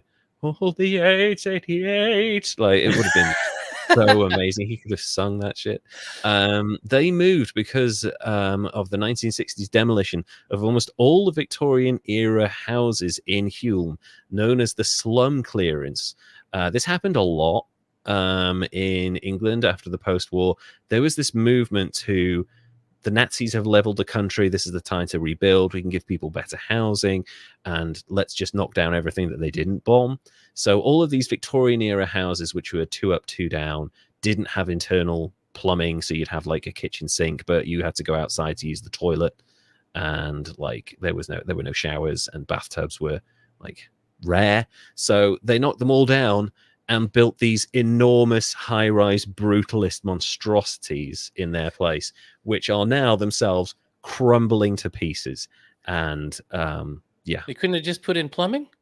I know, or like just knock a couple of houses down and put one house there. You know, they had the space. You know, the Germans had just bombed the shit out of Manchester, just rebuild, but make it a little bit bigger and cleaner. You know, like you don't have to build fucking enormous high rises that are now crumbling and led to intense poverty and terrible living conditions comparative to the slums that they were clearing. So, yeah. Good job. Also, they were ugly as sin. Like, at least the Victorian era cottages had character. These things are fucking ugly. So him and his family moved to Stretford. Following a primary education at St Wilfrid's Primary School, Morrissey failed his 11 plus exams, which are like 11 plus, you take them at 11, or you did back then, to move on to the next level, and proceeded to St Mary's Secondary Modern School, an experience he found really unpleasant. He excelled, interestingly, at athletics, which I mean, he was lanky, Morrissey, in the 70s and 80s, but I would never have put him down as like an athlete. So a point here from Tostoid: we don't know if there was any cholera or tuberculosis left over in the walls. It's probably a good point, actually. There were like really disgusting living conditions in the slums. That's one of the reasons why they demolished them, because plague. Wow. Yeah. Well, Not a good environment for that. Yeah, just all sorts of shit. So yeah, he was good at athletics, though he was an unpopular loner at the school. We're seeing a theme start already with Morrissey. He has been critical of his formal education, stating, "The education I received was basically evil and brutal. All I learned was to have no self-esteem and to feel ashamed without knowing why." I feel like my experience in school in the 90s, that is a very common experience of the British education system from like the post-war years right up until the 2000s. It sounds a lot like my dad's description of Catholic school. Basically, yeah. And that description that you're getting, there was no, when I was in school, there was no reinforcement of your achievements or the things you did well. It was just only focusing on the shit you did wrong and punishing you for it and reminding you of it and reminding you of it again. And like, it was not a good environment to learn, especially when like every child needs positive reinforcement in education. The British education system was not good at that. Yeah, that won't fuck you up at all. Yeah, exactly. And for someone who excels at athletics, but not like actual, you know, the core education components, you need that encouragement. You need that guidance. But he wasn't getting any. He was just getting destroyed. So he left school in 1975, having received no formal qualifications at all, nothing. He continued his education at Stretford Technical College, where he gained 3 O-levels in English literature, sociology, and the general paper, which is just like general studies type thing. Okay. You know, so what's O-level? So O-levels were what preceded GCSEs, and you take GCSEs at the age of 16. And you take, I think it's like 11 or 12. Basically, every subject has a GCSE. So you do that, maths, English, all 3 of the sciences, geography, history, all sorts of religious studies, business studies. There's a whole bunch in there. You take them and you have to get 8 or more, or at least you did in my year, to carry on to the A-level section. And then you do 3 subjects. And you just focus on those, and those are usually your primer for college. So you focus in on these really important subjects that make you ready for your next stage. which is going to college, which then helps you focus in on your career. So it's like a nice, gentle progression. Our education system is so different. I know. It's crazy, isn't it? That It's you so finish with dumb that over at here. 16. It's so crazy. Like I like that approach, but I don't think it always necessarily works, because my experience was I did really, really well in my GCSEs, not so well at A level, because I didn't really have the support. And I feel like when you're specializing in like 3 subjects, you need like intensive support and follow-up, and we didn't get that. We were just like, do this, now go away and write that, instead of like having follow-up sessions. It was just like, right, we've given you your stuff, like fuck off now. So that's why I didn't do so well in my A levels compared to my GCSEs. But Morrissey managed to get 3 of them, which actually at the time it wasn't uncommon for people to be okay. Like, you've got 3 GCSEs, at least you've got that. Like, that was enough back then. It's changed a lot now. You need like 8 or 9 to even get to the next level, and you have to retake them if you don't. So yeah, Okay, it's kind of intense. In 1975, he traveled to the United States to visit an aunt who lived in Staten Island. The relationship between his parents was strained, and they ultimately separated in December in 1976, just shortly after he got back from the States, and his father, moving out of the family house. Morrissey's, so you've got divorce. He's now 17 at this point. So childhood divorce, not had good time in school.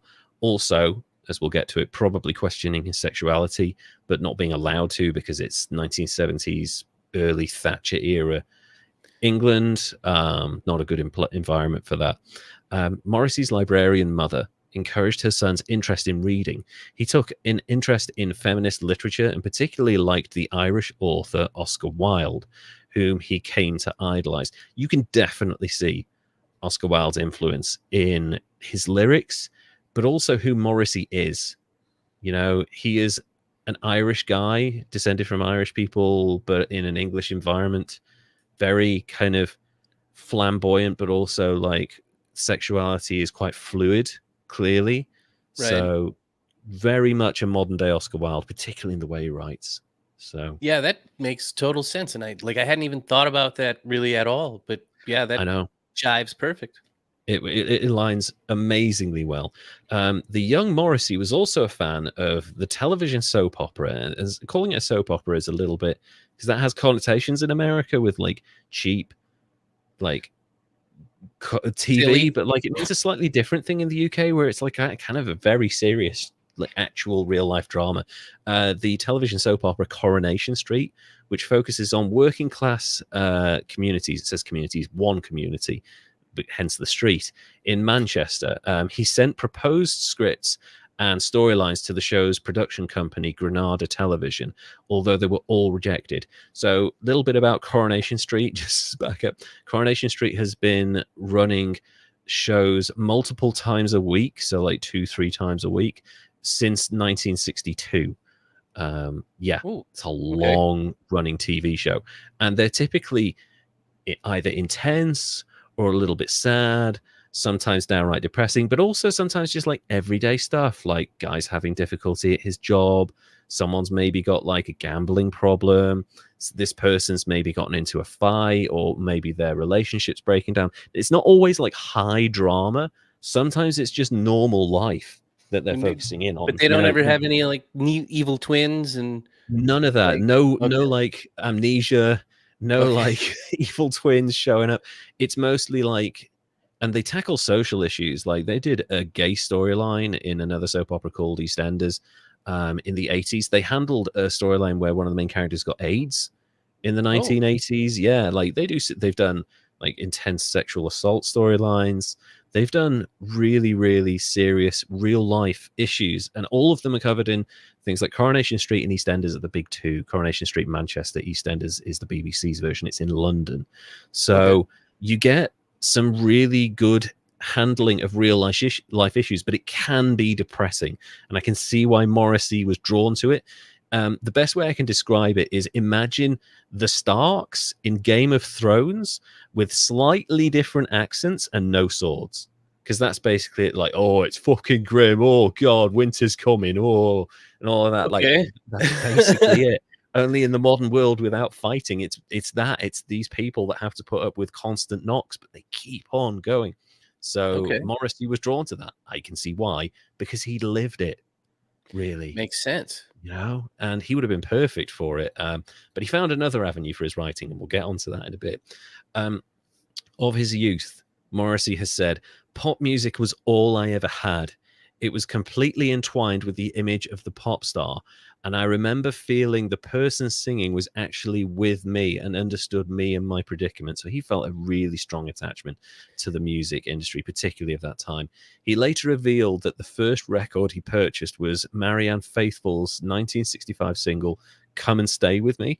He became a glam rock fan in the 1970s, enjoying the work of English artists like T-Rex, David Bowie, and Roxy Music. Okay. Who's all, yeah. I know one of those. Yes, you know what? Yeah, you probably Roxy Music. You might recognize some of their songs. They were produced by Brian Eno, who has gone on to produce like some of the greatest records of all time with David Bowie and people. So, Okay. and also Brian Eno did the first ever what's that kind of music where it's just like slow, calming noise, ambient music. Brian Eno invented ambient music. So yeah, the first album, it's Brian Eno, I think it's called like Ambient One or something. It's just nice, chill music. I'd highly recommend it. Well, thank you, Brian, for helping me sleep. Thank you, Brian Eno, for all of that wonderful music. He was also, Morrissey was also a fan of American glam rock artists such as the Sparks, who are fucking brilliant. Love the Sparks.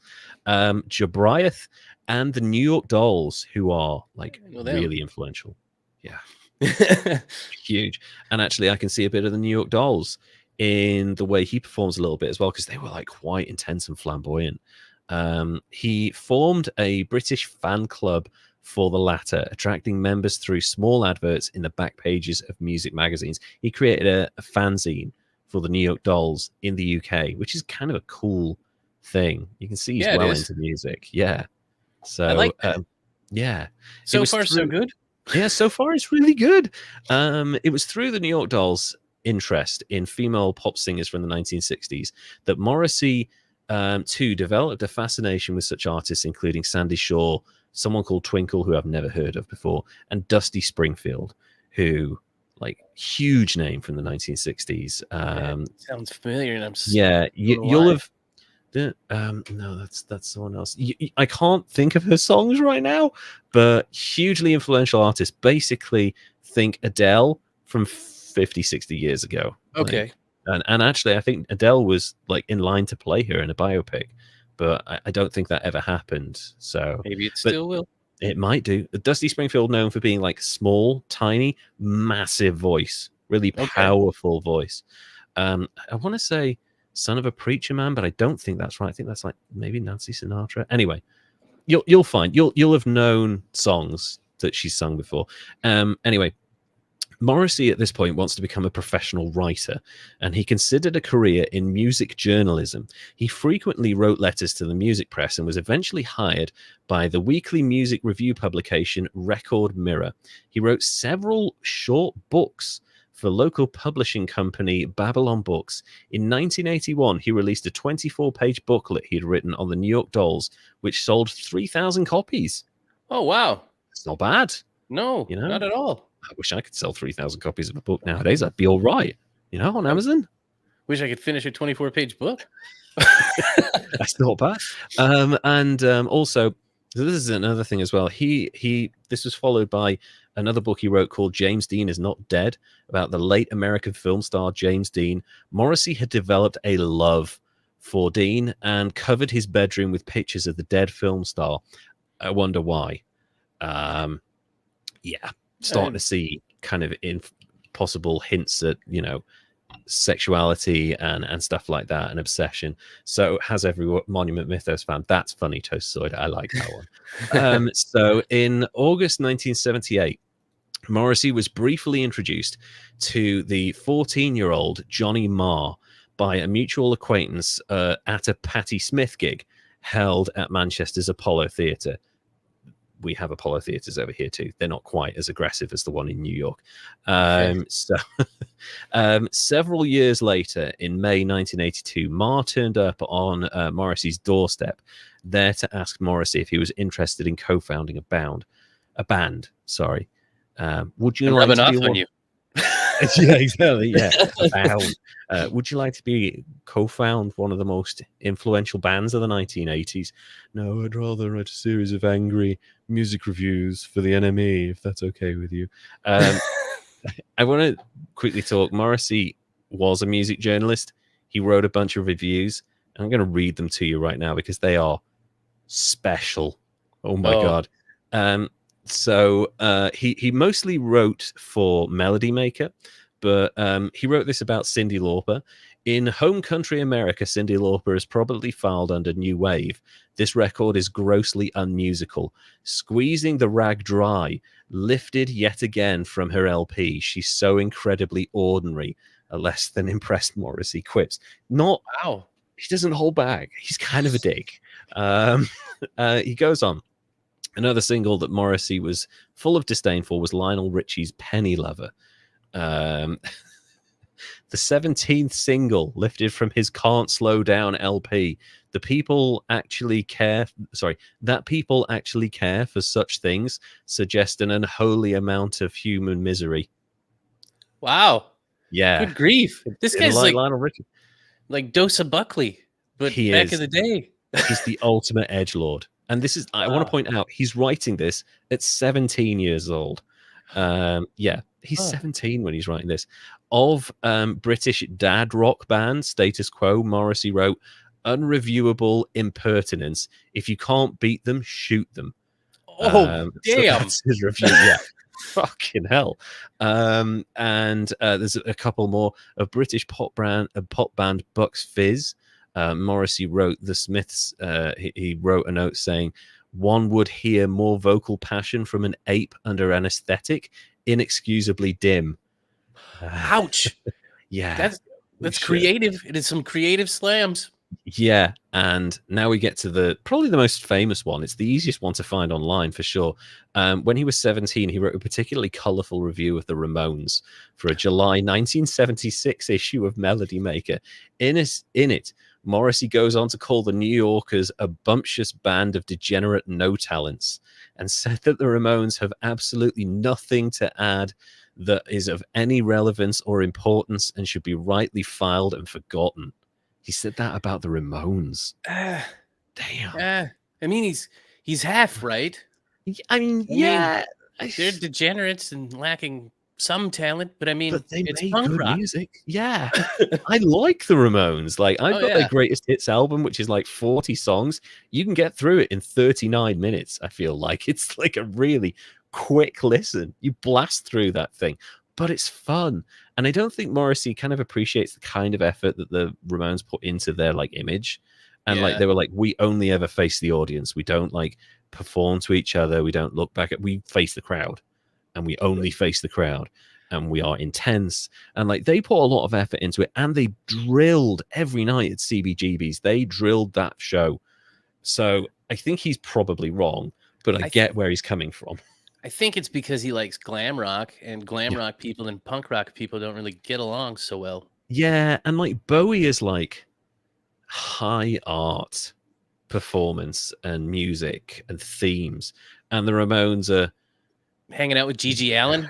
Yeah, and like days are long, the nights are long, and like having learned like 50 surfer songs and like songs about being stated and like hanging out with girls, and like it's very much like it's straightforward music, and I don't think he had any time for that. So that's probably it. Anyway, Johnny Marr had been impressed with Morrissey, and also that he had authored a book on the New York Dolls and was inspired to turn up on his doorstep following the example of Jerry Lieber, who had formed his working partnership with Mike Stoller after turning up on the latter's door. I don't know who those two are. I've got nothing. I don't know why I even wrote that in. So according to Morrissey, we got on absolutely famously. We were very similar in drive. The next day, Morrissey phoned Marr to confirm that he would be interested in forming a band with him. Steve Pomfret who had served as the band's first bassist, soon abandoned the band to be replaced by Dale Hibbert. Couldn't stand Morrissey. So he was like, I'm getting the fuck out of here. This guy is a nightmare. Was he reviewing his own music? Yeah. You're shit. I don't like you have nothing to say. You're a bassist without any influence, or I don't know. I'm making You've got no rhythm. You can't play. No, he couldn't get along with Morrissey. It's a lot of patience to get along with some people, and Morrissey's one of those people. Around the time of the band's formation, Morrissey decided that he would be publicly known only by his surname, with Ma referring to him as Mozza or Moz, which is fucking hilarious. So he's like, nah, I'm going to call you Mozza. I don't care what you want. In 1983, he forbade those around him from using the name Stephen, which he despised. So I'm like, okay, like he wants to get away from his past. Clearly, yeah, I think. Yeah, but he also wants to own the name. So like, there's a bit of pride there in like who he is or where he's come from, but he doesn't want to be called Stephen. So yeah, I feel there's stuff going on there. Yeah, if you want to, then, be who you want to be. But yeah, that's kind of sad a little bit. Morrissey was also responsible for choosing the band name of the Smiths, later informing an interviewer that it was the most ordinary name, and I thought it was time that the ordinary folk of the world showed their faces. It's a really cool reasoning, actually. That is 100% behind that sentiment. I had no idea. I dig it. Yeah, I like it too. They were turned down by a bunch of recording companies, and after the recording company EMI turned them down, Morrissey and Ma visited London to hand a cassette of their recordings to Jeff Travis of the independent record label Rough Trade Records. Although not signing them to a contract straight away, he agreed to cut the song Hand in Glove as a single. Morrissey chose a homoerotic cover design in the form of a Jim French photograph. Of course he did. It was released in May 1983, and it was championed by legendary BBC DJ John Peel, who is like, without him, we wouldn't have the Buzzcocks and a bunch of like punk bands, the Sex Pistols. Like, he played their records on the radio when you weren't allowed to. So nice. Good on John Peel.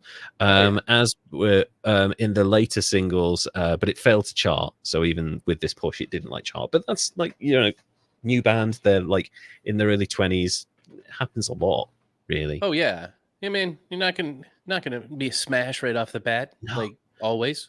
I know, and like I feel like we're in a time somewhat now where we're shifting, where people can actually build up a little bit of a following, whereas like 10 years ago, if you weren't a success right away, you'd get dropped.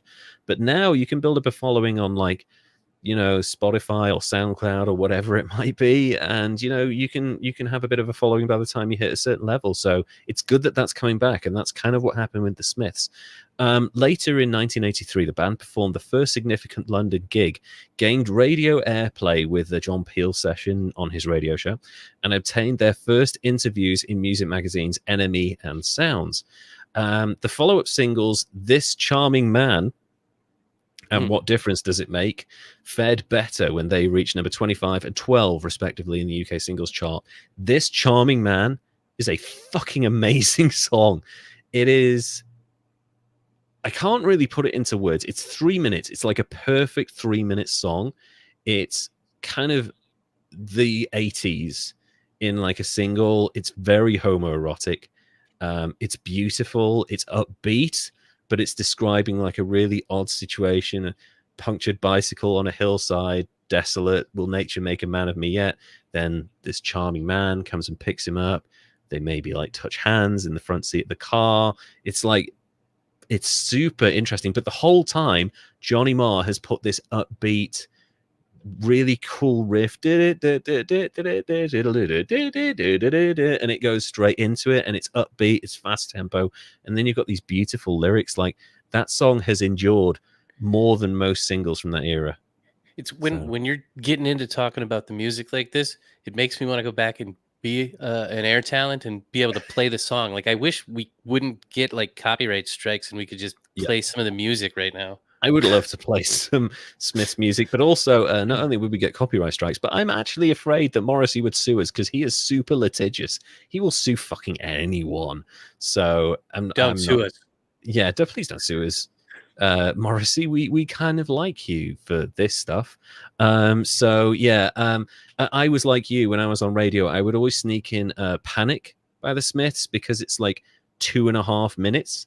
So if you're like coming up to the hour and you need to buy a little time before you get to the news, like I would play. There was Delamitri had a song that was like 2 minutes, but then there was the Smiths Panic, and it ends with "Hang the DJ, hang the DJ, hang the DJ, hang the DJ," and it just loops like that.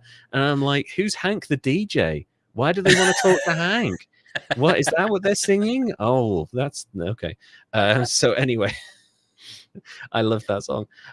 So aided by praise from the music press and a series of studio sessions with John Peel and David Jensen at BBC Radio 1, the Smiths began to acquire a dedicated fan base.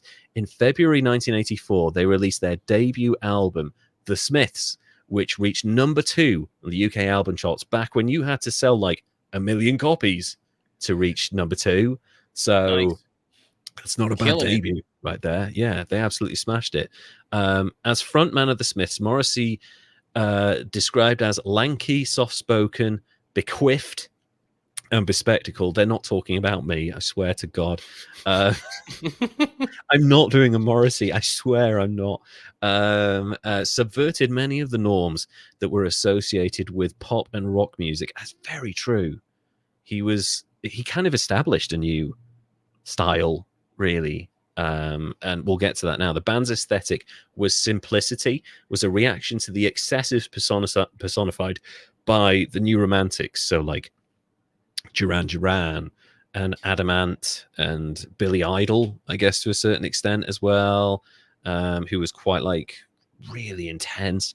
And while Morrissey adopted an androgynous appearance like the New Romantics or earlier glam rockers, he was far more subtle and understated. So he looked very bookish, and he wore like prescription glasses, as in like the NHS glasses. So you can spend like we have NHS in the UK, so you can have your medical needs met. But if you want to spend like £150 on glasses, you can do that, and you can have like Ralph Lauren glasses or Ray-Bans or whatever you want.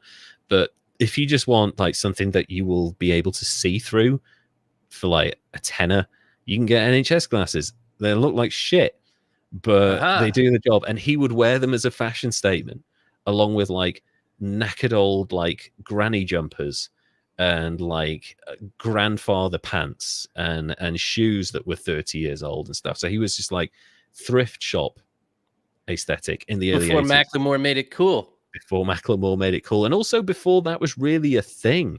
He was basically saying, we are ordinary people. We live in a country where nobody has any money, and we're here to represent that, because I grew up in that environment. And that's what he's saying. He had nothing. So why would he wear like Eddie Murphy's all leather onesie or like look like Prince or something? Like, why would he dress like that? He'd rather save that money, because he knows what it is to have absolutely nothing. Which is super cool. It is. I mean, and it's awesome to create a style in that way because of that. Absolutely. And actually, I think, we talk about how important representation is. That is really important representation for people who have no money, to see someone on their TV screen who looks like they're malnourished, and who is wearing the same like secondhand clothes that they will wear, the hand-me-downs.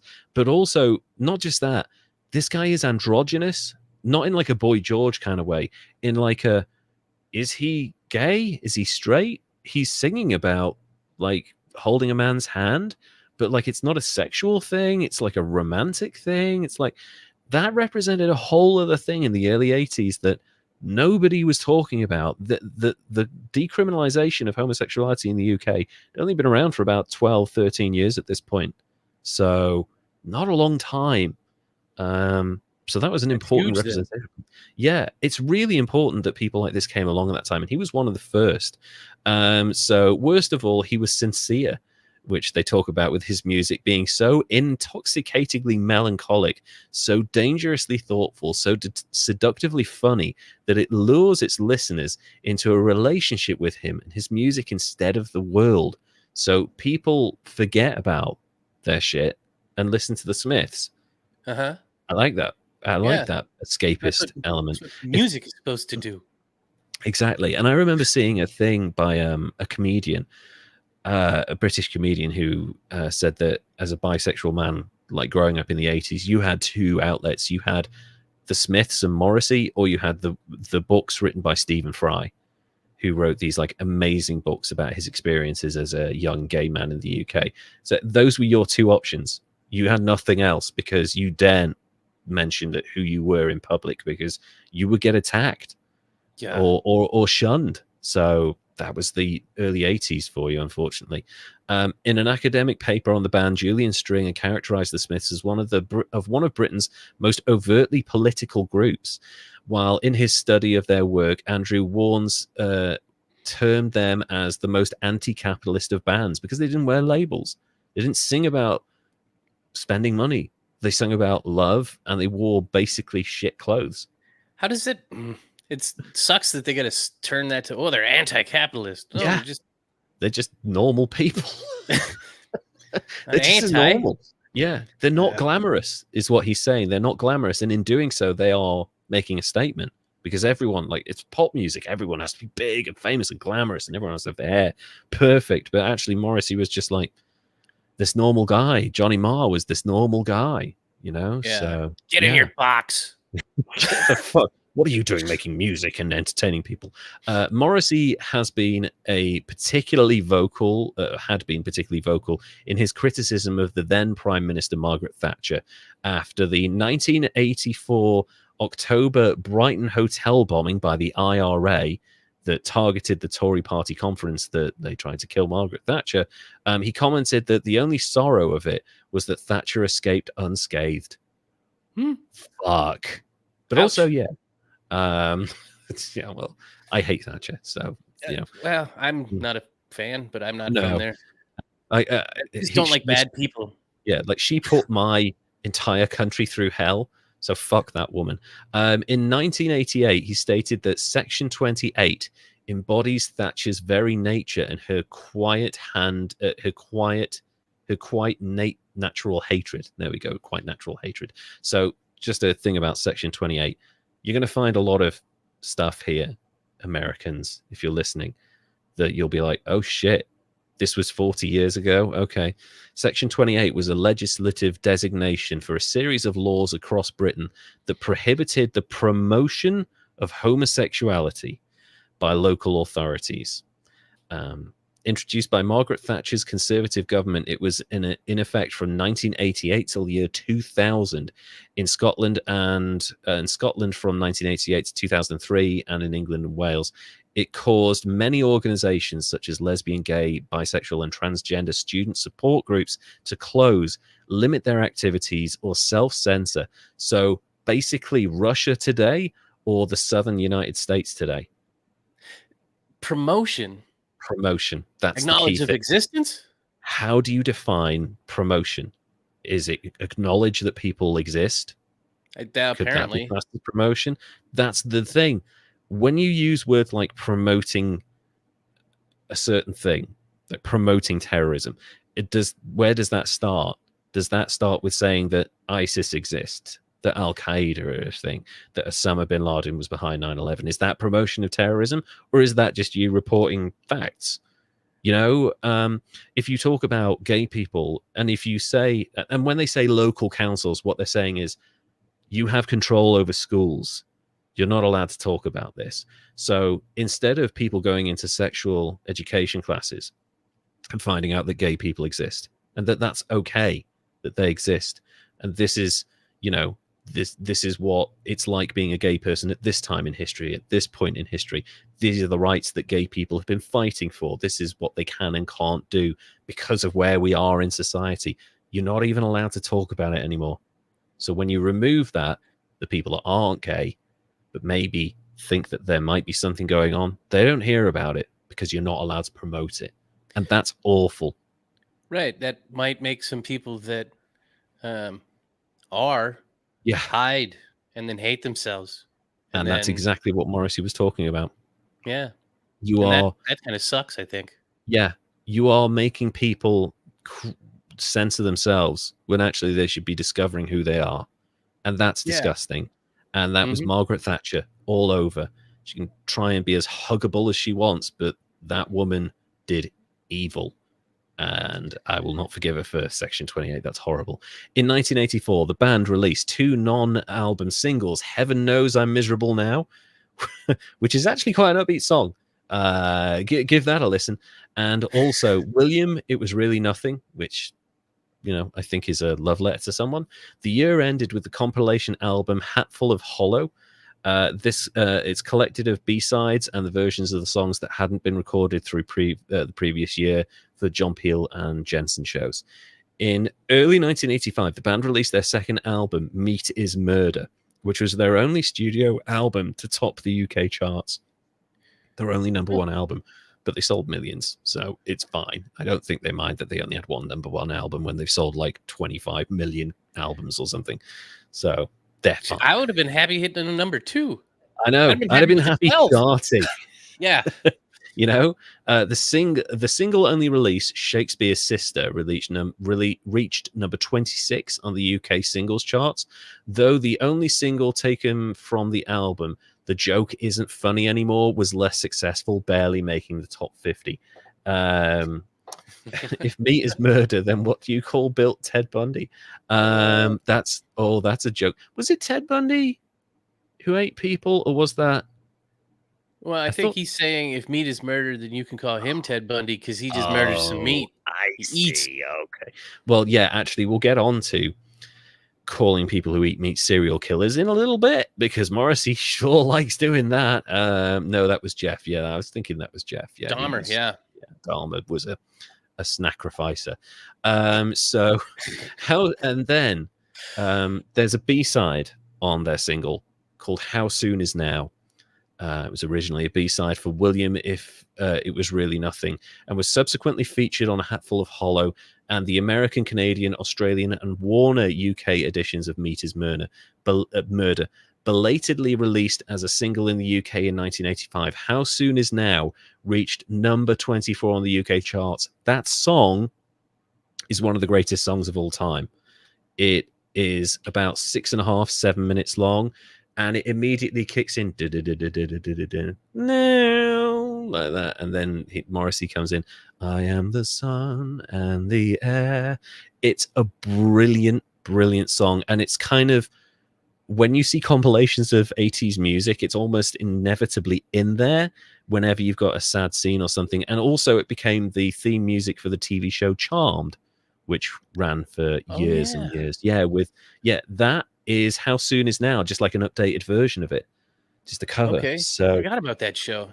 I know, it was a good show. Like, people have forgotten about that now. That was a really popular TV show. So How Soon Is Now took on a life of its own. It wasn't a single, and it's this like immensely epic, great song. Which Morrissey's lyrics are great, but actually Johnny Marr deserves a lot of praise for the musical composition of that song, because it is sweepingly epic in its musical production. So listen to How Soon Is Now. Listen to all the Smiths music, but this Charming Man, How Soon Is Now, which weren't successful singles, are iconic 1980s songs. Give them a listen. For sure. During 1985, the band undertook lengthy tours of the UK and the US while recording their next studio album, The Queen Is Dead. Morrissey doesn't like the royal family. He fucking hates them. He is Irish, so I guess, that could be a reason, huh? Yeah, he doesn't like Thatcher. He doesn't like the Queen. It kind of goes hand in hand. The album was released in June 1986, shortly after the single Big Mouth Strikes Again, which is like a perfect name for Morrissey. The record reached number 2 in the UK charts, because of course it did. It's a Smiths album. However, all was not well within the band. A legal dispute with Rough Trade had delayed the album by almost 7 months. It had been completed in November 1985, and Marr was beginning to feel the stress of the band's exhausting touring and recording schedule. Meanwhile, Rourke, who's a member of the band, was fired in early 1986 for his use of heroin. Rourke was temporarily replaced on bass guitar by Craig Cannon, but he was reinstated after only a fortnight, so he wasn't fired for very long, to be honest. Gannon stayed in the band, switched to rhythm guitar, and this 5-piece recorded the single Panic. Panic on the Streets of London. It's a really good song. Love that. Ask, which featured Kirsty MacColl on backing vocals, another great song. Those singles reached number 11 and 14, respectively, on the UK singles chart. They toured the UK as well. The tour ended in October 1986, and Craig Gannon left the band. The band had become frustrated with Rough Trade, the record label, and sought a record deal with a major label, ultimately signing with EMI, which drew huge criticism from their fan base because they saw it as selling out. But yeah, they need to earn money. Right. So they can't get... It's good that you like the music they're producing, but they keep getting shafted. So let them have a bit of money for a while, you know? You want them to give you music, you've got to let them eat. Yeah, exactly. Let them have a bit of a break and enjoy their success for a while. In early 1987, the single Shoplifters of the World Unite, which is a fucking great name, was released and reached number 12 on the UK singles chart. It was followed by a second compilation album, The World Won't Listen, which reached number 2 in the album charts. So close. So close. They've only had one, but every other one gets to number 2. The single Sheila Take a Bow, the band's second and last during the band's lifetime UK top 10 hit. Despite their continued success, personal differences within the band, including the increasingly strained relationship between Johnny Marr and Morrissey, saw them on the verge of breaking up. In July 1987, Marr left the band, and auditions to find a replacement proved fruitless. By the time the band's 4th album, Strange Ways, which is a prison in the UK, Strange Ways Here We Come, was released in September, the band had broken up. The breakdown in the relationship was partly attributed to Morrissey's annoyance with Marr's work, working with other artists. Like, you're my boyfriend. Stay with me.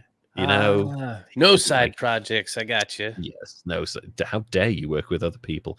And Marr's growing frustration with Morrissey's musical inflexibility, because Morrissey has a very specific style and he will not change.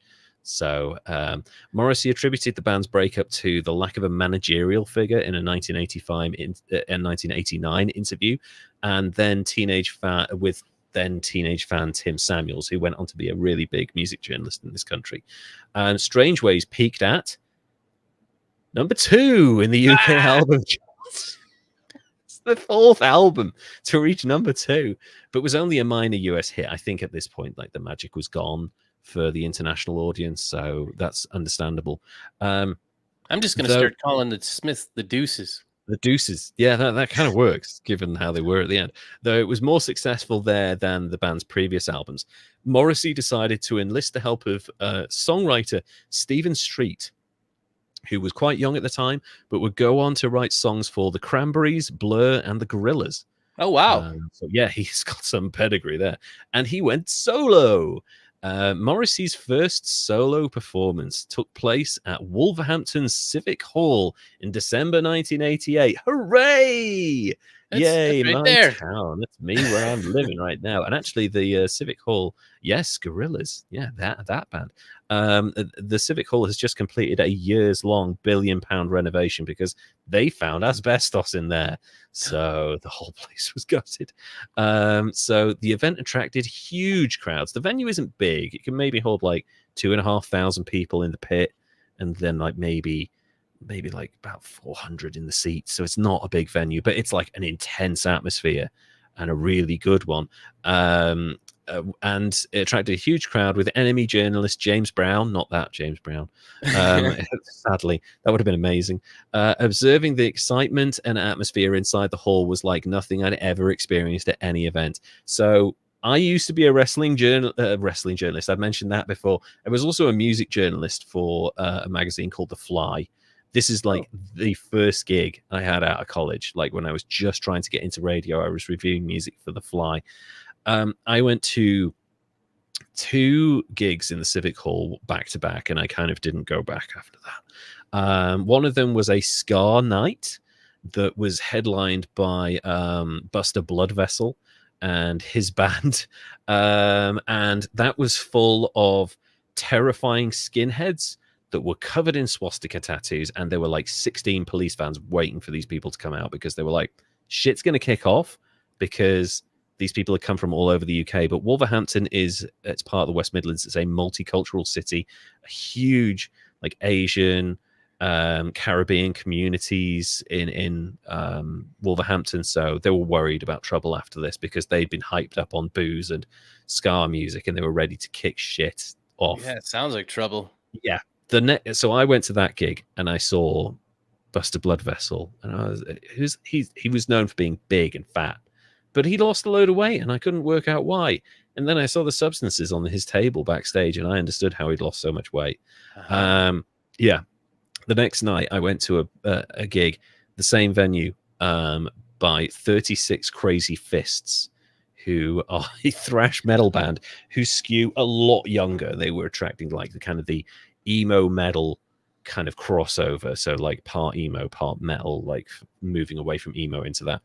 And that was a very different atmosphere. It was much more chilled, but also I think a lot of the kids had been underage and they'd been drinking, so there were a lot of them like just sat on the floor, barely able to keep their heads up and stuff. And it was different, and I don't know how it happened. I looked over and there was this bar in the Civic Hall, because the bars were either side, they were behind like kind of screens that would shut and close, slide open. But there was also like a small bar. It was like kind of maybe this wide, just enough for you to put your pint or your bottle on and then like lean on. And that's it. Like no table or anything, just a small thing. And I looked over and it was always at shoulder height as well, which I thought was weird. So you put your drink like up here so that you could see it in your eye line, I guess, so that you could see if no one was make sure nobody fucking with dropping your anything drink. in there. Yeah. Yeah, exactly. You know. Anyway, I looked over at that bar, and there was a turd on the bar. Just like, and I'm not talking a fake turd from a shop or something, a perfectly coiled brown lizard on the bar. And I was, how the fuck has that got there? Because it was perfectly preserved. It was like mummified. So like, has somebody like on, you know, like on the bar, or has somebody like captured it somehow like a fucking Pokemon and placed it there? Like, how has that happened? So was it a leftover Gigi Allen? Maybe it was like, it was ready, it was presented, it was like a work of art, really. Like you could have framed that so perfectly placed, no mess or anything. Incredible. And I never went back after that. I was like, I've had enough, this is too late. Seems fair. Yeah, exactly. I'll go back to the Civic after that. But it's a great venue, great atmosphere. So back to Morrissey. Following the album Viva Hate, Morrissey put out 2 new singles. He's got great names for albums and songs and stuff. 2 new singles. The Last of the Famous International Playboys, great name. That is a single about the Cray twins, gangsters who operated in London's East End and reached number 6 in the UK singles charts. There was a film made about it with Tom Hardy. Infamous, also, I can't remember what it was called, but he played both Cray twins, so it was really cool. Yeah, he played both parts. This was followed by Interesting Drug, which reached number 9. After his songwriting partnership with Street ended, he was replaced by Alan Winstanley and Clive Langer. He recorded Ouija Board, released as a single in November 1989. It reached number 18.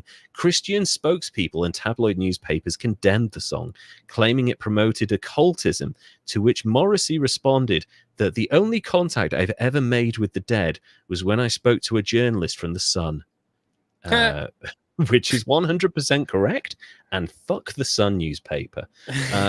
In July 1992, Morrissey released the album Your Arsenal, which peaked at number 2 in the album charts. It was the final release from producer Mick Ronson. Morrissey related that working with Ronson had been the greatest privilege of his life. Your Arsenal reflected Morrissey's lament for what he regarded as a decline in British culture in the face of increasing Americanization. He told one interviewer that everything is informed by American culture. Everyone under 50 speaks American, and that's sad. We once had a strong identity in this country, and now it's completely gone, said the man who put pictures of James Dean all over his bedroom. Yeah, and idolized like but not Dusty that American.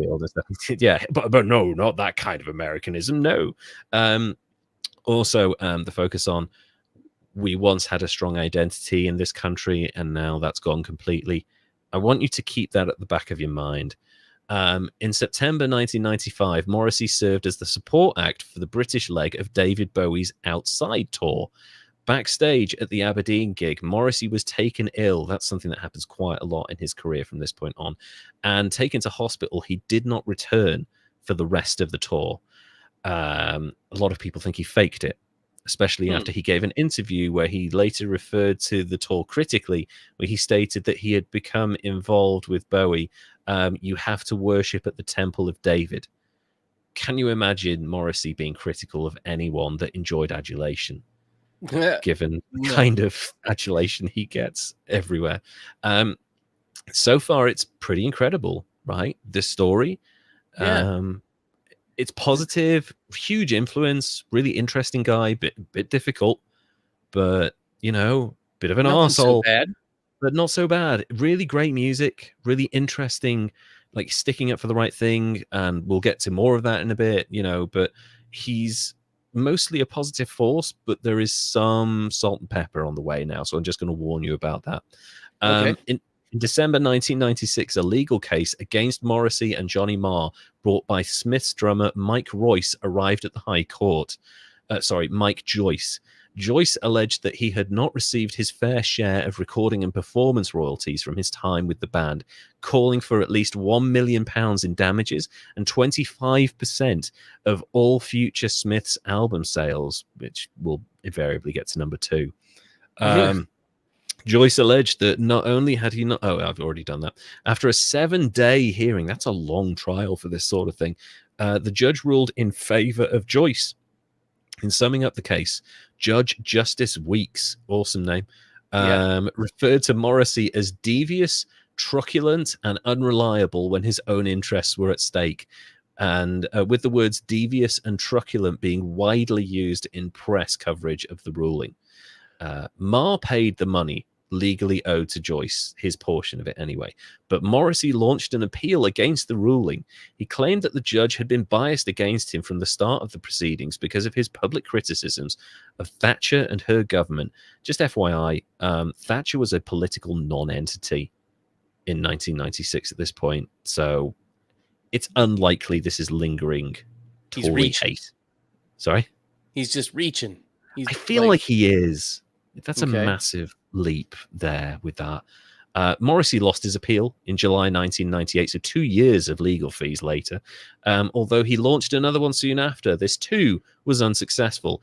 In a November 2005 statement, Morrissey said that Joyce had cost him £600,000 in legal fees alone. Actually, I think most of that's you, Morrissey, and approximately £1.5 million in total. Good. Pay the man. Yeah. You fucking owe him. He was part of your band. Pay him some fucking money. You know, if he's living in diminished means because you've been hoarding the money that he's owed, I'm not surprised he sued you. He did. Yeah, that always trips me out when there's bands out there that aren't just splitting things somewhat equally. I know. And I get that songwriters are supposed to get more money, but come on. Like, pay your people. You know? Yeah, I mean... Don't be a dick. It's weird what money does to people, but give people their fair share. And I understand Morrissey would probably not be the person to kind of talk to about that, but anyway, he had to pay, and I'm glad that he did. Anyway, moving a bit further forwards, for his 2004 comeback tour, Morrissey released the single Irish Blood, English Heart, which featured the following lyrics. I've been dreaming of a time when to be English is not to be baneful, to be standing by the flag, not feeling shameful, racist, or partial. I want you to remember that standing by the flag, not feeling shameful, racist, or partial. Remember that part for later. In the second verse, he goes on to say, I've been dreaming of a time when the English are sick to death of Labour and Tories and spit upon the name Oliver Cromwell and denounce this royal line that salute him and will salute him forever. It's not a good song because Johnny Marr didn't write the music, but the lyrics are fucking great, actually. And when I heard it at the time, I was like, wow. it's rare that you hear that actually it's Oliver Cromwell's fault. But it's a really interesting comeback, and he's coming the Irish blood, English heart thing. Like, he is, descended from Irish people. He feels English, but that's like kind of pulling him in different directions. So Right. it's a really interesting single. Journalist Mark Simpson said that Morrissey's lyrical style is characterized by the usage of black humor, self-deprecation, and dramatic, bleak, funny vignettes about doomed relationships, lonely nightclubs, the burden of the past, and the prison of the home. Phew, Okay. that's intense.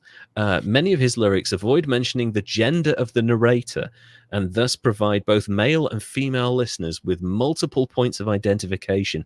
That's so clever. Yes. I feel like. Yeah, that broadens your audience to connect with you, like, no matter what. And And no matter who they are, the universal themes that aren't specific to any gender or sexual identity, you can talk about that. And the fact that that plays into his androgynous aesthetic as well, like, it kind of makes him even more appealing to people who are disenfranchised. Simpson felt that his lyrics often highlighted the essential absurdity of gender, which Morrissey's already talked about as well. Discussing the Smiths' lyrics in 1992, Stringer highlighted that they placed great emphasis on the concept of Englishness, but added that unlike the contemporary two-tone and acid house music movements, they focused on white England rather than exploring multicultural counterparts. Although noting that during the 1980s, emphasizing white identity was a trait closely linked with right-wing politics, Stringer expressed the view that the Smiths represented the only sustained response that white English pop rock music was able to make against Thatcher's government. Appropriation of white English national identity shouldn't have happened, and they were rallying against it, essentially, by, I kind of get it, but my eyebrows are raising more and more.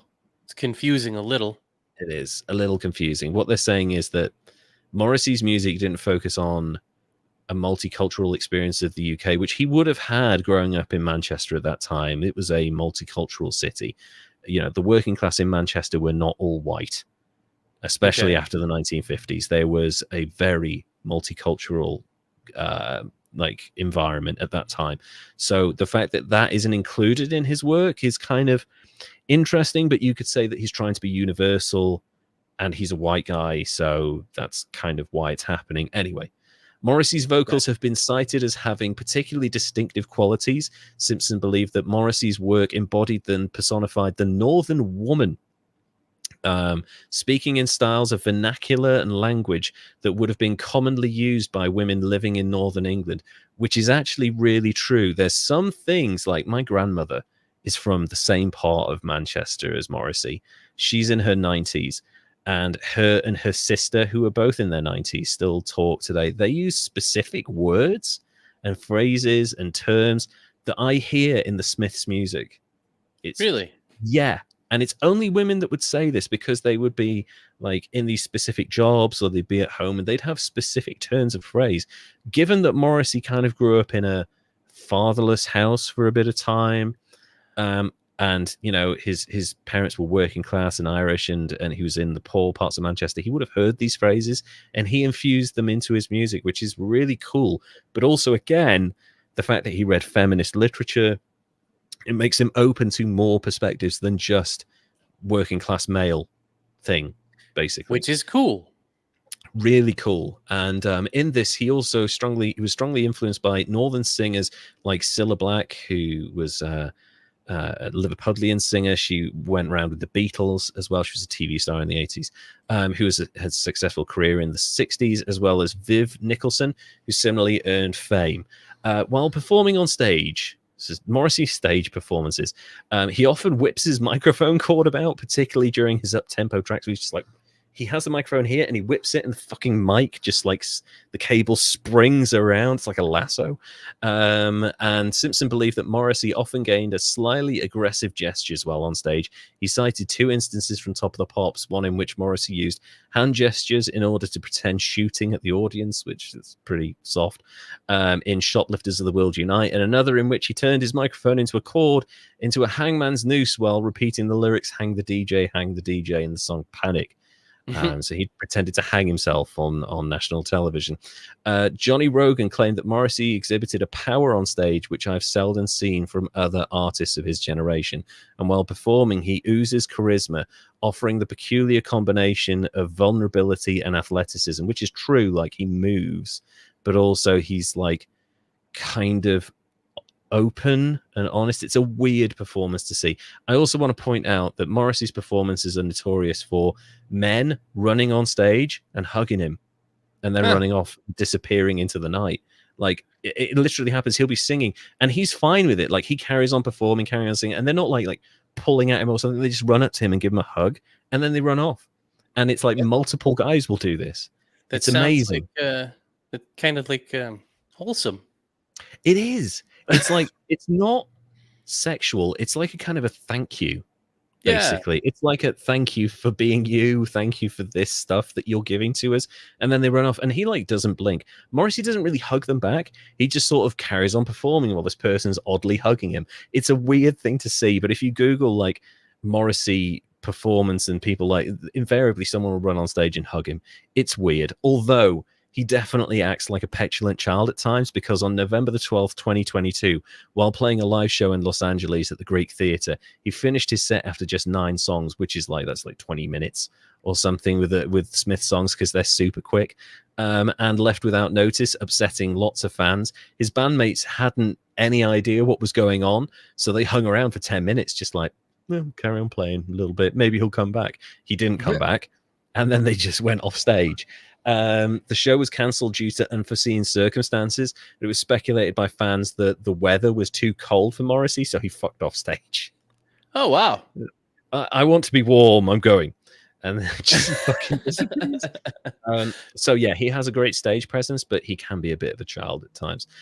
Morrissey is a vocal advocate of animal welfare and animal rights. Morrissey has been a vegetarian since the age of 11. He has explained his vegetarianism by saying, if you love animals, obviously it doesn't make sense to hurt them. It's such, like, I eat meat, and a lot of me enjoys eating meat, and I have to eat meat because of my condition a lot of the time. But I feel that, you know. Yeah. I remember Morrissey did a rare public speech. He appeared on the Jonathan Ross show. Jonathan Ross is famous for antagonizing his guests and like sometimes like poking them a little bit to see what they'll do. And he said to Morrissey, he's like, "You're not really vegan." "Oh yeah, you're not really vegan." He's like, "Yeah, I'm vegan." "What about Jonathan? You live on a farm, right?" He's like, "Yeah, I live on a farm. Would you eat your farm animals?" He was like, "Well, that's what they're there for. It's a farm." And he was like, "Yeah, but you also have pet dogs, right? Would you eat your dogs?" And Jonathan Ross just leans in and goes, "Only if I was really fucking hungry." And the audience burst into laughter, but Morrissey just went like that and stared at him. Didn't find it funny at all. He was appalled by that. He didn't think it was a joke. Oh, I was going to say that's dark humor. It's dark humor. It's kind of light-hearted, but Morrissey takes it super seriously. Like, you do not fuck with Morrissey and his vegetarianism. He will go to the mattresses over the rights of animals, which is good, but it's gotten him into trouble. So in a 2018 interview, Morrissey stated that he refuses to eat anything that had a mother, which is a bit like, where was that? "I refuse to eat anything with a face." I feel like that's a line from something. It is. And I know that quote, but I don't know where it's from either. I know. Yeah. I love that line. But he's always had difficulty with food, stating that he only eats bread, potatoes, pasta, and nuts, despite the increasing availability of more varied vegan food. Man, that's like a Russian diet from the 19th century. I feel like there's missing vitamins and minerals in that diet. Yeah, you're getting starch and wheat, and that's about it, really, and pulse. Very little else, unless he's eating a shitload of nuts. But yeah, You need protein from somewhere, mate, and vitamins. In 2006, Morrissey refused to include Canada in his world tour that year and supported a boycott of Canadian goods in protest against the country's annual seal hunt, which he described as a barbaric and cruel slaughter. Yeah, but he eventually said, look, it didn't make any difference, so I will go back to Canada. Also, probably because, money. I guess I've never understood when an artist is going to punish the citizens over something that they don't really have. Like, his fans aren't the ones out there doing the national seal hunt. And actually, if he performs in front of them and talks about veganism, there's a good chance he might convert some of them. So you're missing out on that. That's crazy.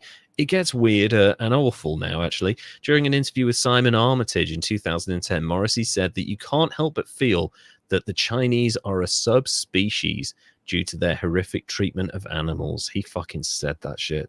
Whoa. Yeah. You can't say that, Stephen. I love animals so much, I'm going to hate humans. Yeah, exactly. Like, that's not a good replacement, Armitage said that he must have known it would make waves. He's not daft, and that's true, actually. Like, Morrissey knows exactly what he's doing. But clearly, when it comes to animal rights and animal welfare, he's absolutely unshakable in his beliefs. In his view, if you treat an animal badly, you are less than human. It's this combined with the, England isn't English anymore. And there's some stuff where you're like, Morrissey, are you racist? So inadvertently, maybe. Yeah, we'll get to the more overt stuff in a minute. At a concert in Warsaw on the 24th of July 2017, Morrissey stated, "We all live in a murderous world, as the events of Norway have shown, with 97 dead. Though that is nothing compared to what happens in McDonald's and Kentucky Fried shit every day." His comments are referencing the 2011 Norway attacks that resulted in the killing of 77 people by far-right extremist Anders Breivik, who is currently serving 21 years in a Norwegian prison. So he compared that to what KFC does every day. I don't think that's a smart comparison, Morrissey. Nah, I don't think that's... no.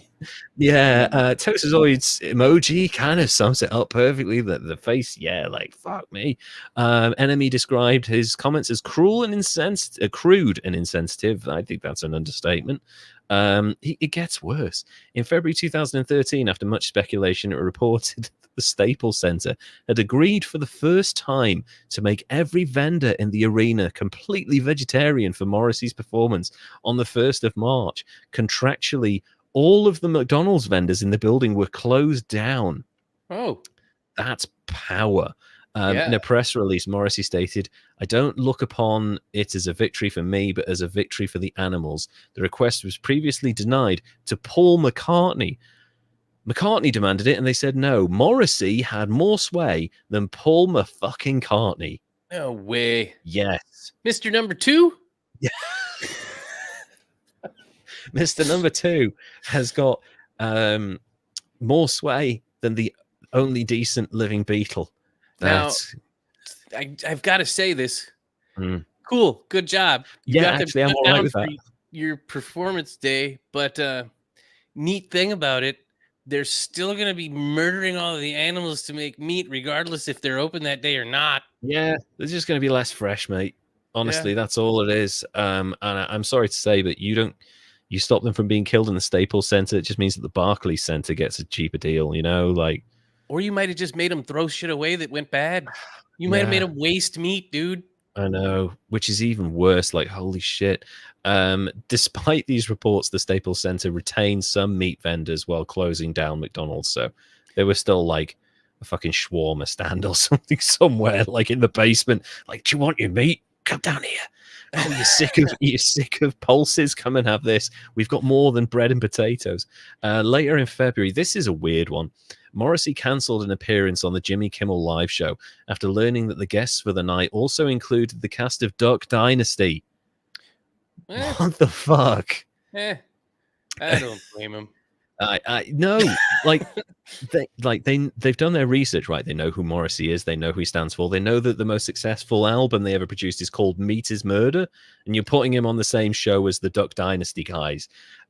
Morrissey released a statement about this and referred to the members of Duck Dynasty as animal serial killers, which, yes, yeah, in a certain sense, he's right. But then again, so am I, so are you. Yeah, but they're also wildly hateful of homosexuality. Oh yeah, they're awful people. We're going to touch on Morrissey's potential racism here. The founder of the Duck Dynasty, definitely a racist. Well, and they came out talking horrible things about the LGBTQ stuff. So. Yeah, they're just awful people. So I'm glad that he didn't go on that show. Let's get to the kind of the racist, maybe racist, don't sue us, possibly, maybe not racist stuff. Allegedly. In 2013, Morrissey said that he nearly voted for the UK Independence Party, expressing his admiration for party leader Nigel Farage and endorsing Farage's Euroscepticism regarding UK membership in the European Union. In 2019, he claimed that it's obvious that he, Nigel Farage, would make a good prime minister if any of us can actually remember what a good prime minister is. Just for reference, Nigel Farage is Donald Trump's biggest UK fanboy, and he's a massive racist scumbag. So there's something in your guys' water too. Yeah. Unfortunately, and we've had it around for a lot longer. It's just been quieter than yours. Like your like kind of horrible scumbag racist politicians are just like big, and ours are like a little bit quieter about it, but we can fucking see it. In 2019, he claimed that I've gone back there. Various sources accused Morrissey of racism for making reference to the National Front, a far-right political party, shocked by that name, obviously, in the 1992 song The National Front Disco. It's been argued that this criticism ignored the ironic context of the song, which pitied rather than glorified the party's members. According to NME, these and other allegations of racism typically entailed decontextualizing lyrics from Morrissey, such as Bengali in platforms and Asian rut. So, yeah. NME also accused Morrissey of racism on the basis of imagery he employed during the 1992 performance at the Madstock Festival at Finsbury Park in North London, not somewhere you want to be racist. Morrissey included images of skinhead girls as a backdrop and wrapped himself in a Union Jack flag, which is, I don't think that's overtly racist, but there's like images tied to the skinhead girls. Anyway, conversely, these actions resulted in Morrissey being booed off stage by a group of neo-Nazi skinheads in the audience who believed he was appropriating skinhead culture, which is hilarious. So it's fight amongst yourselves. I know. Am I a racist? Am I not a racist? They don't like me. They don't like me. I think Morrissey just likes not being liked, to be honest. Good point from Toastoid here. So many far-right groups have such dorky names that it sounds like something you'd see in Dungeons and Dragons. Yeah, or like something that Sacha Baron Cohen would cook up. Like, God, I hope it's all just one big prank. I really fucking hope so, although it's not, because they're just really stupid. Anyway, Morrissey sued the NME for libel in 2007 in a 2007 article that criticized him after he allegedly told a reporter that British identity had disappeared because of immigration. He was quoted as saying, "It's very difficult to return to England." He lives in LA. Although I don't have anything against people from other countries, which is a great way to start a sentence, the higher the influx into England, the more the British identity disappears. The gates of England are flooded. The country's been thrown away. The case was settled out of court. That's rough language. There's some dog whistling going on there, right? You know? Well, I mean, it's some like, I don't even know if that's dog whistling. That's just some outright whistling of racism That's there. whistling. Yeah. The gates are flooded. The country's been thrown away. Like, it's it's getting hard to justify him not being a racist now. Anyway, it was settled out of court, and he's won a bunch of cases against people who've called him a racist. So maybe you're not a racist, Morrissey. Probably Please not. stop saying stuff like that. In October 2017, it gets worse. He expressed the view that the 2017 UKIP leadership election had been rigged against anti-Islam activist Anne-Marie Waters. In 2018, he endorsed Waters' new far-right party, For Britain, subsequently wearing a party badge during several performances in New York City in 2019.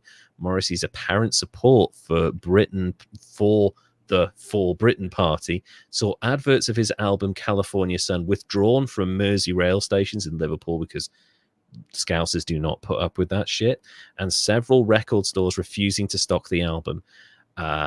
Yeah, that's not good. In 2018, Morrissey reaffirmed his support for Waters and for Britain and for Britain, stating she believes in British heritage, freedom of speech, and she wants everyone in the UK to live under the same law. I find this compelling. Everyone in the UK does live under the same law, Stephen. Yeah. It's called the law. He's again, that's like a dog whistle to that bullshit Sharia law thing that people use across the world. That's not a thing. Doesn't happen. I'm so like, I'm really, really interested in like how this happens and why this happens. Like, because so many people, but like, what the fuck happened in your life that made you all of a sudden start just hating people at random because you're scared? Like, where and how and why did you get so scared and angry? Thing is, he's always been like pro LGBT rights. He's fought for that, and that's great. Animal rights, fought for that.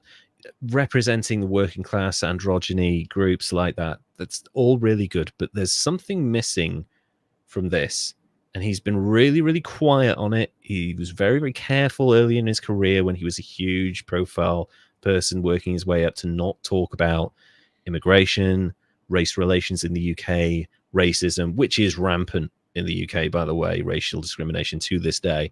But I feel like there was a point in the early 2010s when Trump was starting to blow the whistle on everything, when it suddenly became okay for people who had just been like hiding that shit in the background to just start saying slightly dodgy stuff. And then the volume and intensity with which they were saying that slightly horrible, dodgy, racist, maybe stuff just started getting a little bit louder and a little bit louder and a little bit louder. And he's avoided talking about it most of the time. And I'm not saying Morrissey is a racist, but a lot of this stuff is very similar to what outright racists will say. So, yeah, that seems fair. Yeah. This is stuff that we've heard from all sorts of politicians that are horrible before. And him not being racist and saying stuff that's very, very similar to stuff that outright racists say makes it okay for other people to be not racist and say shitty things. I know. And the funny thing is, when he started saying this stuff, he got a whole new audience. And that whole new audience went back and listened to his lyrics and like, hang on a minute, this is really gay. Oops. We don't like them either. So now I can't. Whoa. Anyway, it gets even worse if that's possible. At the same time, Morrissey also expressed comments criticizing the treatment of anti-Islam activist Tommy Robinson, and said, whose real name is Stephen Yatsley Lennon. It's very obvious that Labour or Tories do not believe in free speech. I mean, look at the shocking treatment of Tommy Robinson. For reference, Tommy Robinson is a racist, fascist thug who harasses immigrants and riles up disenfranchised young people across the country and has regularly doxed Asian people to the point where they have been murdered. Is that the guy that used to be like a fighter or something? No, that's a different guy. Tommy Robinson's lost every fight he's been in. It's hilarious. He's tiny. And like, I don't Google Tommy Robinson because he's a piece of shit. But basically, how can I do this? David Duke.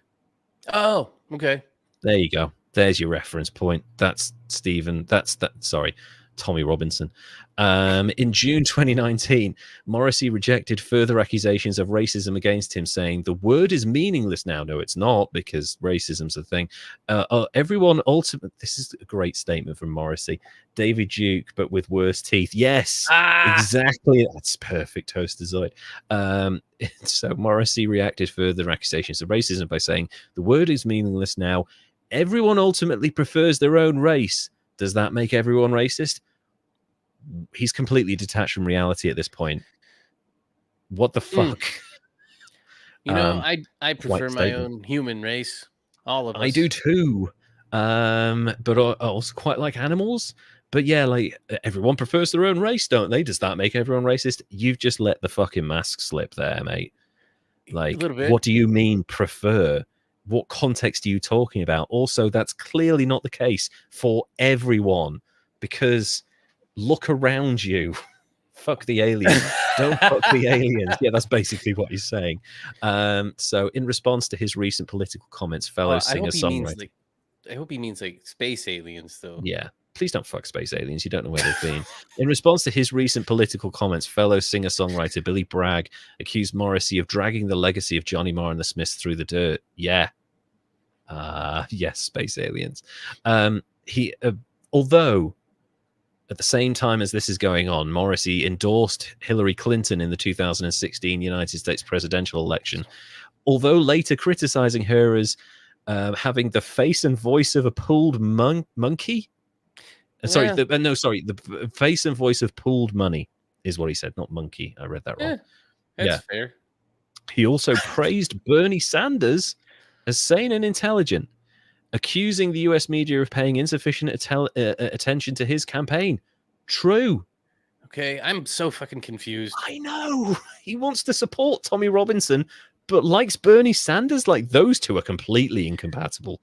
Fuck me. He also likes Nigel Farage, but get this. Morrissey called Donald Trump Donald Thump and accused him of not having any sympathy for the victims of the Orlando nightclub shooting, which is true, but Donald Trump doesn't have sympathy for anyone. He's a piece of shit. And when asked in a 2017 interview, he said that he would push a button that would kill Donald Trump if given the opportunity. He followed it up by saying he would for the safety of the human race. He later said that the United States Secret Service questioned him over his comments on Trump. Oh, boy. I'd have loved to have been a fly on the wall for that one. Could you imagine how unbelievably hateful he'd have been in that conversation towards like government officials? It's so weird. He likes Nigel Farage but hates Donald Trump. They're the same fucking person. I'm so very confused as to like what the hell happened to him that he hates specifically, unless the whole thing is just he's misunderstood with what he's trying to do, and it's like we're not catching the irony in the shit that he's trying to say. Maybe. But I also need to point out here, in January 2023, in response to rumors that Miley Cyrus had decided to pull her vocals for the song I Am Veronica from his album Bonfire of Teenagers over his political views, Morrissey published a statement on his website rejecting claims that he was a far right and further clarified his political stance. My politics are straightforward. That's not clarification. I recognize realities, also not a clarification. Some realities horrify me and some do not, but I accept that I was not created so that others might gratify me and delight me with all that they think and do. What a turgid life that would be. I've been offended all of my life. Nobody is surprised by that part of the statement. And it has strengthened me, and I am glad. I wouldn't have the journey any other way. Only by hearing the opinions of others can we form truly rational views. Therefore, we must never accept a beehive society that refuses to reflect a variety of views. I think I can quite happily reject racist views from my society, Morrissey. And Tommy Robinson does not represent reality. He is like every other far-right person. He cloaks himself in like supposed logic and rationality, but you look under the surface and it's all fear and hatred. That's right. it. So that whole statement right there was absolutely correct, except like that's not like a view or a like. No. It's He doesn't say bullshit. anything there. He doesn't actually say anything. He doesn't say, I'm not far right. I hate racist views. I actually am in favor of multicultural Britain. I am in favor of immigration. I feel that people who have been through hell should have a safe place to live. They shouldn't be harassed in their homes where they choose to make homes, and everyone should be allowed to live a private life alone. He doesn't say that. He just gives all these fluffy buzzwords that mean fucking nothing. Right, but then at the same time where he says that all of the views need to be able to be out there and stuff, and that's true, but racism isn't a view, it's bullshit and lies. Exactly. And like the whole point of a tolerant society, tolerating literally everything everyone says, that doesn't mean that you are free from consequences legally or socially. You know, if you say something awful again and again and again, don't be surprised if you get rejected from that society for that. So that's where I'm going to leave Morrissey. I'm not leaving it on a particularly happy note, but it's very difficult to say with any level of certainty that Morrissey is racist, because, to be honest, a friend of mine called in to a radio show once because there had been an incident of racism on a British TV show, and I got him on the radio, and the question was asked of him, do you think this person is a racist? And he said, I don't think this person is a racist. I think they're just stupid. And I think in terms of those views that he expressed there, I think those are stupid views. Simply, I don't think Morrissey is a racist. I think he's just detached from the real world at this point. He is a millionaire who lives an incredibly reclusive life and doesn't seem to understand what is being manipulated and what is happening to society as it slides a little bit further to the right, which is not good. I think he's missing something. Yeah. But there we go. I'm sorry we've gone on so long. We're nearly 2.5 hours in now. That's Morrissey. One of the probably it's fair to say that of the 5 most influential musicians of the 1980s, wrote some of the greatest lyrics of all time, and some of the best music ever produced has come from this man.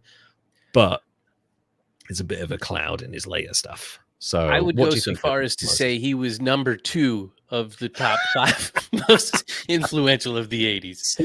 A theme. Yeah. Gosh, I don't even want to rate him because I don't want to get sued. We don't think you're a racist, Morrissey. Definitive statement now for you and your army of very well-paid lawyers. We don't think you're a racist. We think maybe your statements probably lack nuance, let's say. Yes. Definitely do that. Yeah. And I'm going to have to go with a really low score because everything that he did up until he got old and crazy. His absolute delusion from having money and being just off to the side there was great. So I think a 25. Yeah, I'm happy with that. Is good. Yeah. Morrissey is an interesting character. I think we talk a lot in this situation with people who scored a lot higher than Morrissey, where we're like, there's still hope for them, and we want them to turn it around, and we hope that they improve their situation and maybe change. But the thing is, Morrissey is a distinctly unlikable person, and I think he knows that. He's probably embraced it a little bit in his career. He is not someone that's easy to like to. You can look at his achievements and go, he is a genius, and I am not afraid to use that. I know it's an overused term in this world because we have a weird understanding of the word genius, but Morrissey is a legitimate 100% genius in the field of writing music. He is brilliant, but he's a deeply flawed man who is sometimes unable to adjust his worldview and look at himself in the mirror, I think. Yeah, that seems absolutely accurate. So, and that's a shame because, as we pointed out at the start of the show, this is what the show is about. It's about analyzing mistakes and where people have gone wrong and taking those lessons and applying them to your own life. And I just wish that Morrissey could look at his statements from the context of the people that actually loved his music and the art that he's created, and also the people who are still working class, who are part of a multicultural Britain, who are deeply hurt by hearing that from someone they probably thought, oh, not him. You know, like they get it from Tommy Robinson and all these fucking racist scumbags. But to hear shit like that from Morrissey, like someone you probably looked up to, like that's destroying. Yeah, the somebody image. that you think is on your side, somebody that you Yeah. think is that like, okay, he's one of us out there making a difference. Yeah. Oh, never mind. I know. It's kind of like Leslie Nielsen coming out and saying something like that. You're like, really, Leslie Nielsen? Like that guy? He was such a lovable grandpa, funny guy. But no, Leslie Nielsen was a sweetheart. He would never have said that. So yeah. It's kind of like it was not that I was ever a huge fan of it, but it was like seeing like Rob Schneider. It's like, whoa, where the Oh my fuck are you God. going? Dude, he lives here. He lives here. He lives here in He's in Arizona, Scottsdale. Arizona. Oh wow. His racist, alleged racist tirade was in Scottsdale here. Holy shit. Yeah, that's a weird one. Like if you had a bingo card for 2023, like the guy who was in Juice Bigelow 2 European Gigolo coming out as like an out and out alt-right racist scumbag for money, I would never have seen that one on there at all. It's crazy. Yeah. He wouldn't have a career if Adam Sandler wasn't still around anyway. So that's the show. Thank you for sticking with us. It was a little bit intense at moments, but I had a lot of fun looking back at Morrissey. And actually, I listened to a lot of the Smiths music, which I would encourage you to do. Separate the art from the shit the artist has recently said. And actually, it's brilliant music. It really is. And Andy Kaufman, holy shit, what an amazing guy. You know? Yeah, I loved that one. It was fun. And then the book is super interesting. It got here late. This is the only reason I'm not done reading it. Right.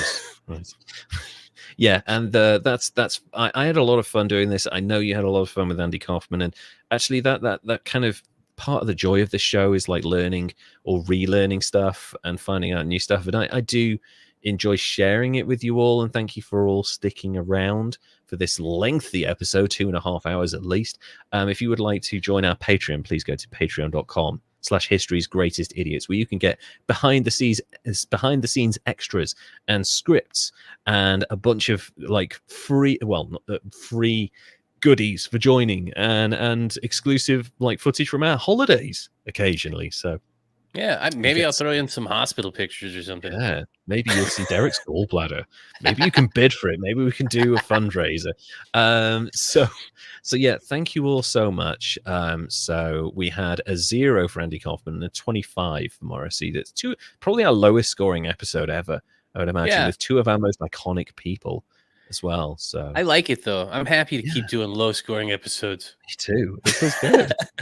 Instead of like the New Jacks of this world, like less people are getting stabbed. We prefer that. Yes. So thank you all so much for joining us. If you want to follow us on social media, please go to at History's Greatest Idiots on Instagram, at Greatest Idiots on Twitter/X, and you can find us on YouTube if you aren't watching us there already. Just look for History's Greatest Idiots and you will find our channel there. We will be back in a couple of weeks if you're listening live, and probably sooner than that if you're watching live. And until then, Derek, would you like to say goodbye, please? Goodbye, everybody. And we will see you very soon. Take care and enjoy yourselves. Bye now.